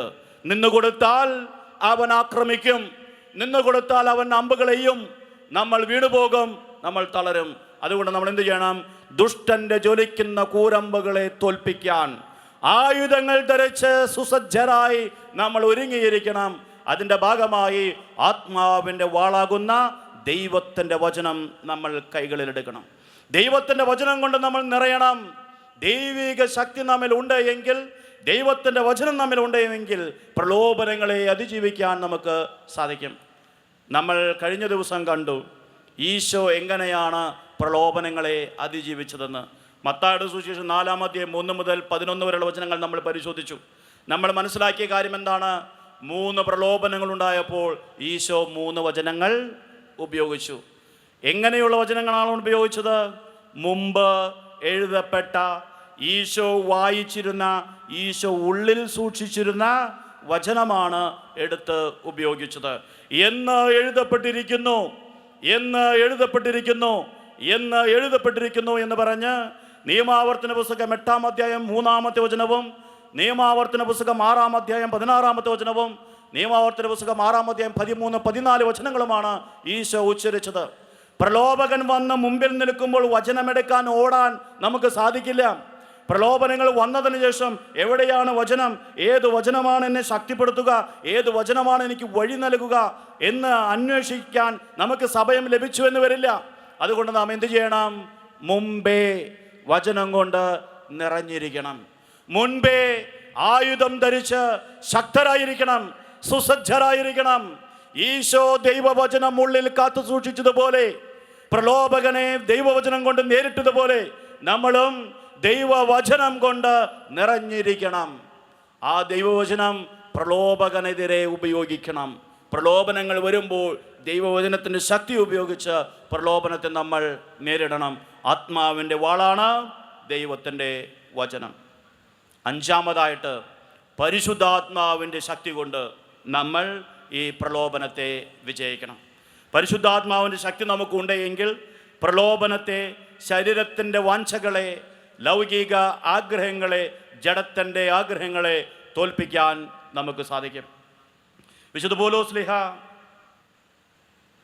ഗലാത്യക്കാർക്ക് ലേഖനം 5-ാം അധ്യായം 16-17 വചനങ്ങൾ നമുക്ക് നോക്കാം. വിശുദ്ധ പൗലോസ് ഗലാത്യക്കാർക്ക് ലേഖനം 5-ാം അധ്യായം 16-17 വചനങ്ങൾ. എങ്ങനെയാണ് ശരീരത്തിൻ്റെ വ്യാപാരങ്ങളെ ജയിക്കേണ്ടത്, എങ്ങനെയാണ് ലോകത്തിൻ്റെ ആശകളെ, ജഡത്തിൻ്റെ പ്രലോഭനങ്ങളെ ജയിക്കേണ്ടത് എന്ന് പൗലോസ് പഠിപ്പിക്കുന്നു. ഗലാത്യക്കാർക്ക് ലേഖനം 5-ാം അധ്യായം 16-17 വചനങ്ങൾ. നിങ്ങളോട് ഞാൻ പറയുന്നു, ആത്മാവിൻ്റെ പ്രേരണയനുസരിച്ച് വ്യാപരിക്കുവിൻ. ജഡമോഹങ്ങളെ ഒരിക്കലും തൃപ്തിപ്പെടുത്തരുത്. എന്തെന്നാൽ ജഡമോഹങ്ങൾ ആത്മാവിന് എതിരാണ്, ആത്മാവിൻ്റെ അഭിലാഷങ്ങൾ ജഡത്തിനും എതിരാണ്. അവ പരസ്പരം എതിർക്കുന്നത് നിമിത്തം ആഗ്രഹിക്കുന്നത് പ്രവർത്തിക്കാൻ നിങ്ങൾക്ക് സാധിക്കാതെ വരുന്നു. ഒരു വചനം കൂടി വായിക്കാം, 18-ാമത്തെ വചനം. ആത്മാവ് നിങ്ങളെ നയിക്കുന്നെങ്കിൽ നിങ്ങൾ നിയമത്തിന് കീഴിലല്ല. ആത്മാവ് നിങ്ങളെ നയിച്ചാൽ നിങ്ങൾക്ക് ജഡത്തിൻ്റെ ആഗ്രഹങ്ങളിൽ നിന്ന്, ജഡത്തിൻ്റെ ഭാവങ്ങളിൽ നിന്ന് മോചനം ലഭിക്കും. ലോകത്തിൻ്റെ തന്ത്രങ്ങളിൽ നിന്ന് നിങ്ങൾക്ക് മോചനം ലഭിക്കും. അതിനാൽ നിങ്ങൾ ആത്മാവിനാൽ നയിക്കപ്പെടുന്നവരാകട്ടെ. വിശുദ്ധ പൗലോസ് റോമാക്കാർക്ക് ലേഖനം 8-ാം അധ്യായം 13-ാമത്തെ വചനം. ആത്മാവിൻ്റെ ശക്തി ഉപയോഗിച്ച് ലോകത്തിൻ്റെ ശക്തിയെ എങ്ങനെ തോൽപ്പിക്കണമെന്ന് ഈ വചനത്തിലൂടെ പൗലോസ് നമ്മെ ഓർമ്മിപ്പിക്കുന്നു. വിശുദ്ധ പൗലോസ് റോമാക്കാർക്ക് ലേഖനം 8-ാം അധ്യായം 13-ാമത്തെ വചനം. ജഡികരായി ജീവിക്കുന്നുവെങ്കിൽ നിങ്ങൾ തീർച്ചയായും മരിക്കും. എന്നാൽ ശരീരത്തിൻ്റെ പ്രവണതകളെ ആത്മാവിനാൽ നിഹനിക്കുന്നുവെങ്കിൽ നിങ്ങൾ ജീവിക്കും. നമുക്ക് ശരീരത്തിൻ്റെ പ്രവണതകളുണ്ട്, നമുക്ക് ലോകത്തിൻ്റെ പ്രലോഭനങ്ങളുണ്ട്, നമുക്ക് ഈ ലോകത്തിൻ്റെ ആകർഷണങ്ങളുണ്ട്. ഇവയെയൊക്കെ അതിജീവിക്കാൻ, തോൽപ്പിക്കാൻ നമ്മുടെ ഉള്ളിൽ മറ്റൊരു ശക്തിയുണ്ട്. ആ ശക്തി ഏതാണ്? പരിശുദ്ധാത്മാവിൻ്റെ ശക്തി. പൗലോസ് പറയുകയാണ്, ജഡികരായി ജീവിക്കുന്നുവെങ്കിൽ നിങ്ങൾ മരിക്കും, എന്നാൽ ശരീരത്തിൻ്റെ പ്രവണതകളെ ആത്മാവിനാൽ നിഹനിക്കുന്നുവെങ്കിൽ നിങ്ങൾ ജീവിക്കും.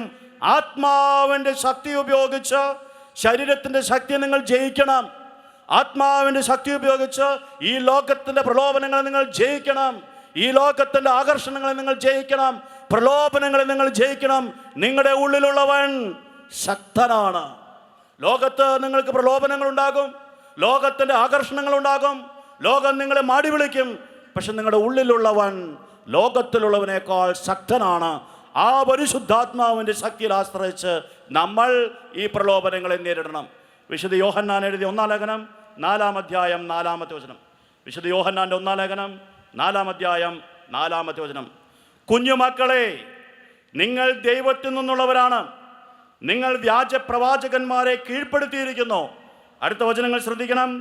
എന്തെന്നാൽ നിങ്ങളുടെ ഉള്ളിലുള്ളവൻ ലോകത്തിലുള്ളവനേക്കാൾ ശക്തനാണ്. നിങ്ങളുടെ ഉള്ളിലുള്ളവൻ ലോകത്തിലുള്ളവനേക്കാൾ ശക്തനാണ്. ഈ ലോകത്തിൽ നിങ്ങൾക്ക് പ്രലോഭനങ്ങൾ ഉണ്ടാകാം, ഈ ലോകത്തിൻ്റെ ആകർഷണങ്ങൾ നിങ്ങളെ പിടികൂടിയേക്കാം. പക്ഷേ നിങ്ങളുടെ ഉള്ളിലുള്ളവനുണ്ടല്ലോ, അവൻ ലോകത്തിലുള്ള ഏത് ശക്തിയേക്കാളും ഏത് വ്യക്തിയേക്കാളും ശക്തനാണ്. ആ ശക്തി കൊണ്ട് ലോകത്തിൻ്റെ ശക്തിയെ നമ്മൾ തോൽപ്പിക്കണം. ആത്മാവിൻ്റെ ശക്തി കൊണ്ട് ശരീരത്തിൻ്റെ ശക്തിയെ നമ്മൾ ജയിക്കണം. നമ്മുടെ ഉള്ളിലുള്ളവൻ്റെ ശക്തി കൊണ്ട് ലോകത്തിലുള്ളവൻ്റെ ശക്തിയെ നമ്മൾ തോൽപ്പിക്കണം. അങ്ങനെ പരിശുദ്ധാത്മാവിൻ്റെ ശക്തിയിൽ ആശ്രയിച്ച് നമ്മൾ ഈ പ്രലോഭനങ്ങളിൽ വിജയിക്കണമെന്ന് പൗലോസ് ലേഖനം നമ്മെ ഓർമ്മിപ്പിക്കുന്നു. റോമാക്കാർക്ക് ലേഖനം 8-ാം അധ്യായം 5 മുതൽ 10 വരെയുള്ള വചനങ്ങൾ കൂടി നമുക്ക് വായിക്കാം. റോമാക്കാർക്ക് ലേഖനം 8-ാം അധ്യായം 5 മുതൽ 10 വരെയുള്ള വചനങ്ങൾ. ജഡിക പ്രവണതകൾ അനുസരിച്ച് ജീവിക്കുന്നവർക്ക് ദൈവത്തെ പ്രസാദിപ്പിക്കുക സാധ്യമല്ല. ദൈവത്തിൻ്റെ ആത്മാവ് യഥാർത്ഥമായി നിങ്ങളിൽ വസിക്കുന്നുവെങ്കിൽ നിങ്ങൾ ജഡികരല്ല, ആത്മീയരാണ്. ക്രിസ്തുവിൻ്റെ ആത്മാവ് ഇല്ലാത്തവൻ ക്രിസ്തുവിനുള്ളവനല്ല. ക്രിസ്തുവിൻ്റെ ആത്മാവ് നിങ്ങളിൽ ഉണ്ടെങ്കിൽ നിങ്ങൾ ക്രിസ്തുവിൻ്റേതാണ്. നിങ്ങൾ ആത്മാവിനാൽ നയിക്കപ്പെടുന്നവരാണെങ്കിൽ നിങ്ങൾ ജഡികരല്ല, ആത്മാവിനാൽ നയിക്കപ്പെടണം. അപ്പോൾ പ്രലോഭനങ്ങളെ അതിജീവിക്കാൻ നിങ്ങൾക്ക് സാധിക്കും. തുടർന്ന് പൗലോസ് പറയുന്നു, എന്നാൽ നിങ്ങളുടെ ശരീരം പാപനിമിത്തം മൃതമാണെങ്കിലും ക്രിസ്തു നിങ്ങളിലുണ്ടെങ്കിൽ നിങ്ങളുടെ ആത്മാവ് നീതി നിമിത്തം ജീവനുള്ളതായിരിക്കും. ക്രിസ്തു നിങ്ങളിലുണ്ടെങ്കിൽ നിങ്ങളുടെ ആത്മാവ് നീതി നിമിത്തം ജീവനുള്ളതായിരിക്കും. അതുകൊണ്ട് നമ്മുടെ ആത്മാവിൽ ദൈവാത്മാവിൻ്റെ സാന്നിധ്യം തിരിച്ചറിഞ്ഞ്, ക്രിസ്തുവിൻ്റെ സാന്നിധ്യം തിരിച്ചറിഞ്ഞ് പ്രലോഭനങ്ങളെ നമ്മൾ അതിജീവിക്കണം. അപ്പോൾ പ്രലോഭനങ്ങളും പരീക്ഷണങ്ങളും ഉണ്ടാകുമ്പോൾ ആദ്യം ചെയ്യേണ്ടത് എന്താണ്? ഇത് പരീക്ഷയാണോ പ്രലോഭനമാണോ എന്ന് തിരിച്ചറിയണം. പരീക്ഷണമാണെങ്കിൽ ദൈവത്തോട് സഹകരിക്കണം, ദൈവത്തിന് കീഴ്വഴങ്ങണം, ക്ഷമയോടെ പിടിച്ചു നിൽക്കണം. പ്രലോഭനമാണെങ്കിലോ ചെറുത്തു നിൽക്കണം, പിശാചിനോട് പടപൊരുതണം, അവനെ വിജയിക്കണം. അതിന് ഈ 2 കാര്യങ്ങളും നമ്മുടെ ജീവിതത്തിൽ നിറവേറ്റണമെങ്കിൽ നമ്മൾ ശ്രദ്ധിക്കേണ്ട 5 കാര്യങ്ങൾ. ഒന്നാമതായിട്ട് തിന്മയെ ചെറുത്തു നിൽക്കണം. ദൈവത്തോട് ചേർന്ന് നിന്ന് പിശാചിനെ ചെറുത്തു നിൽക്കണം. അപ്പോൾ പിശാച് ഓടിയകലും. യാക്കോബിന്റെ ലേഖനം 4-ാം അധ്യായം 7-ാമത്തെ വചനത്തിൽ നാം കണ്ടു. രണ്ടാമതായി പ്രാർത്ഥനയിൽ നമ്മൾ ആശ്രയിക്കണം. യേശു പഠിപ്പിച്ച പ്രാർത്ഥനയാണ്, പ്രലോഭനത്തിൽ ഞങ്ങളെ ഉൾപ്പെടുത്തരുത് എന്ന് നിരന്തരം പ്രാർത്ഥിക്കുക. പ്രലോഭനത്തിൽ ഉൾപ്പെടാതിരിക്കാൻ നിങ്ങൾ എന്നോട് ചേർന്നിരുന്ന് പ്രാർത്ഥിക്കുക. മത്തായിയുടെ സുവിശേഷം 6-ാം അധ്യായം 13-ാമത്തെ വചനവും മത്തായിയുടെ സുവിശേഷം 26-ാം അധ്യായം 41-ാമത്തെ വചനവും. മൂന്നാമതായി നാം കണ്ട കാര്യം എന്താണ്? ക്ഷമയോടെ പിടിച്ചു നിൽക്കുക. സഹനശക്തി, ആത്മധൈര്യം നഷ്ടപ്പെടുത്താതെ നോക്കുക. ഹെബ്രായർക്കുള്ള ലേഖനം 10-ാം അധ്യായം 35 മുതൽ 39 വരെയുള്ള വചനങ്ങളും മത്തായിയുടെ സുവിശേഷം 10-ാം അധ്യായം 22-ാമത്തെ വചനവും. ക്ഷമയോടെ പിടിച്ചു നിൽക്കുക, ധൈര്യം നഷ്ടപ്പെടാതെ നോക്കുക, ആത്മധൈര്യം കാത്തു സൂക്ഷിക്കുക, കർത്താവിനോട് ചേർന്ന് നിൽക്കുക. നാലാമതായി നമ്മൾ കണ്ടു, ദൈവവചനത്തിൽ ആശ്രയിക്കുക. കാരണം ദൈവവചനം ആത്മാവിൻ്റെ വാളാണ്. വിശുദ്ധ പൗലോസ് എഫേസ്യർക്കാർക്ക് ലേഖനം 6-ാം അധ്യായം 17-ാമത്തെ വചനം. ഈശോ തൻ്റെ ഉള്ളിൽ വചനം കാത്തു സൂക്ഷിച്ചാണ് പ്രലോഭനങ്ങളെ അതിജീവിച്ചത്. ഇതുപോലെ നമ്മളും നമ്മുടെ ഉള്ളിൽ വചനം കാത്തു സൂക്ഷിച്ച് പ്രലോഭനങ്ങളെ അതിജീവിക്കണം. വചനം ആയുധമാണ്, വചനം ശക്തിയാണ്. ദുഷ്ടൻ്റെ കൂരമ്പകളെ തോൽപ്പിക്കുവാനായി ഈ വചനം നമ്മെ സഹായിക്കും. അഞ്ചാമതായിട്ട്, പരിശുദ്ധാത്മാവിൻ്റെ ശക്തി കൊണ്ട് നമ്മൾ ഈ ലോകത്തിൻ്റെ തന്ത്രങ്ങളെ, പ്രലോഭനങ്ങളെ ജയിക്കണം. വിശുദ്ധ പൗലോസ് ഗലാത്യക്കാർക്ക് എഴുതിയ ലേഖനം 5-ാം അധ്യായം 16-17 വചനങ്ങൾ നമ്മൾ കണ്ടു. വിശുദ്ധ പൗലോസ് റോമാക്കാർക്ക് എഴുതിയ ലേഖനം 8-ാം അധ്യായം 13-ാമത്തെ വചനം നമ്മൾ കണ്ടു. വിശുദ്ധ യോഹന്നാൻ എഴുതിയ 1-ാം ലേഖനം 4-ാം അധ്യായം 4-ാമത്തെ വചനം നമ്മൾ കണ്ടു. വിശുദ്ധ പൗലോസ് റോമാക്കാർക്ക് എഴുതിയ ലേഖനം 8-ാം അധ്യായം 5 മുതൽ 10 വരെയുള്ള വചനങ്ങൾ നമ്മൾ കണ്ടു. ഈ ശക്തി ഉപയോഗിച്ച് ലോകത്തിൻ്റെ ശക്തി നമ്മൾ തോൽപ്പിക്കണം, പ്രലോഭനങ്ങളെ നമ്മൾ തോൽപ്പിക്കണം. പ്രിയ സഹോദരി സഹോദരന്മാരെ, പ്രലോഭനങ്ങളില്ലാത്ത മനുഷ്യർ ഈ ഭൂമിയിൽ ഇതുവരെ ജീവിച്ചിട്ടില്ല, ഇനി ജീവിക്കുകയുമില്ല. പരീക്ഷകൾ നേരിടാത്ത ഒരു മനുഷ്യനുമില്ല. എല്ലാവർക്കും പരീക്ഷണങ്ങളുണ്ടാകും, എല്ലാവർക്കും പ്രലോഭനങ്ങളുണ്ടാകും. അതുകൊണ്ട് നമ്മൾ അപ്രതീക്ഷിതമായതെന്തോ സംഭവിച്ചാലെന്ന പോലെ ഭയപ്പെടരുത്, പരിഭ്രമിക്കരുത്. ഇത് എല്ലാവർക്കുമുണ്ട്. വിശുദ്ധരായി ജീവിക്കാൻ ആഗ്രഹിക്കുന്നുവോ, പ്രലോഭനങ്ങളെ നേരിടാൻ ഒരുങ്ങുക. കർത്തൃശുശ്രൂഷയ്ക്കായി നീ ഒരുങ്ങുന്നുവോ, പ്രലോഭനങ്ങളെ നേരിടാൻ തയ്യാറായിരിക്കുക. അപ്പോൾ പ്രലോഭനങ്ങൾ എല്ലാവർക്കുമുണ്ട്. പക്ഷെ നമ്മൾ ഭയപ്പെടേണ്ട. കാരണം എന്താണ്? ഈശോ നമ്മെ സഹായിക്കും. ഒരിക്കലും പാപം ചെയ്തിട്ടില്ല എങ്കിലും നമ്മെപ്പോലെ എല്ലാ രീതിയിലും പരീക്ഷിക്കപ്പെട്ടവനാണ് ഈശോ. ഈശോ നമുക്ക് വിജയം വാഗ്ദാനം ചെയ്തിട്ടുണ്ട്. ഞാൻ ലോകത്തെ ജയിച്ചിരിക്കുന്നു. അതുകൊണ്ട് നിങ്ങൾ പരിഭ്രമിക്കരുത്. നിങ്ങളുടെ സഹനം താത്കാലികമാണ്, നിങ്ങളുടെ ദുഃഖം താത്കാലികമാണ്. നിങ്ങളുടെ ദുഃഖം സന്തോഷമായി മാറും. നിങ്ങൾ വിജയം കൈവരിക്കാൻ പോകുന്നു എന്ന് ഈശോ നമുക്ക് വാഗ്ദാനം നൽകിയിട്ടുണ്ട്. പിന്നീട് നമ്മൾ മനസ്സിലാക്കിയ കാര്യം എന്താണ്? പ്രലോഭനവും പരീക്ഷയും രണ്ടാണ്. ടെസ്റ്റ് വേറെ, ടെംപ്റ്റേഷൻ വേറെ. പരീക്ഷ വേറെ, പ്രലോഭനം വേറെ. ടെസ്റ്റ് വിജയിച്ചു കഴിഞ്ഞാൽ, പരീക്ഷ വിജയിച്ചു കഴിഞ്ഞാൽ നമുക്ക് സമ്മാനം ലഭിക്കും, നമുക്ക് ബഹുമാനം ലഭിക്കും, നമുക്ക് ഉയർച്ച ഉണ്ടാകും, നമ്മൾ സ്ഥിരപ്പെടും. എന്നാൽ പ്രലോഭനത്തിൽ വീണുപോയാലോ നമ്മൾ ഇല്ലാതാകും, ദൈവത്തിൽ നിന്നകലും. അപ്പോൾ പരീക്ഷയുടെ ഉദ്ദേശം നല്ലതാണ്, പ്രലോഭനത്തിൻ്റെ ഉദ്ദേശം ദൈവത്തിൽ നിന്ന് നമ്മളെ അകറ്റുകയാണ്. പരീക്ഷ ദൈവത്തിൽ നിന്ന് വരാം, ദൈവത്തിൻ്റെ അനുവാദത്തോടെ വരാം. പ്രലോഭനം വരുന്നത് പിശാചിൽ നിന്നാണ്, അവൻ്റെ തന്ത്രങ്ങൾ വഴിയാണ്. അതുകൊണ്ട് ഇത് രണ്ടും നമ്മൾ തിരിച്ചറിയണം. പരീക്ഷണങ്ങളെ നമ്മൾ ഒരു രീതിയിൽ കാണണം, പ്രലോഭനങ്ങളെ മറ്റു രീതിയിൽ കാണണം. പ്രിയ സഹോദരി സഹോദരന്മാരെ, ഈ വചനങ്ങൾ നമ്മുടെ മനസ്സിൽ സൂക്ഷിച്ച് പ്രലോഭനങ്ങളെയും പരീക്ഷകളെയും തിരിച്ചറിയുവാനുള്ള ദൈവിക ജ്ഞാനത്തിന് വേണ്ടി നമുക്ക് പ്രാർത്ഥിക്കാം. പരീക്ഷകളുണ്ടാകുമ്പോൾ കർത്താവിനോട് സഹകരിക്കുവാനും കീഴ്പ്പെടുവാനും നമുക്ക് പരിശ്രമിക്കാം. ചെറിയ കാര്യങ്ങളിൽ പരാജയമുണ്ടാകുമ്പോൾ പരിഭ്രമിക്കാതെ കർത്താവ് വലിയ കാര്യങ്ങളിൽ ഇടപെടാൻ തയ്യാറാവുകയാണെന്ന് മനസ്സിലാക്കുവാൻ, ചെറിയ കാര്യങ്ങൾ നിഷേധിക്കപ്പെടുമ്പോൾ കർത്താവ് മൗനമായിരിക്കുമ്പോൾ ധൈര്യം നഷ്ടപ്പെടുത്താതെ, വിശ്വാസം നഷ്ടപ്പെടുത്താതെ കർത്താവ് ശക്തമായി ഇടപെടാൻ കാത്തിരിക്കുകയാണ് എന്ന വിശ്വാസത്തോടെ മുന്നോട്ട് പോകാൻ നമുക്ക് പരിശ്രമിക്കാം.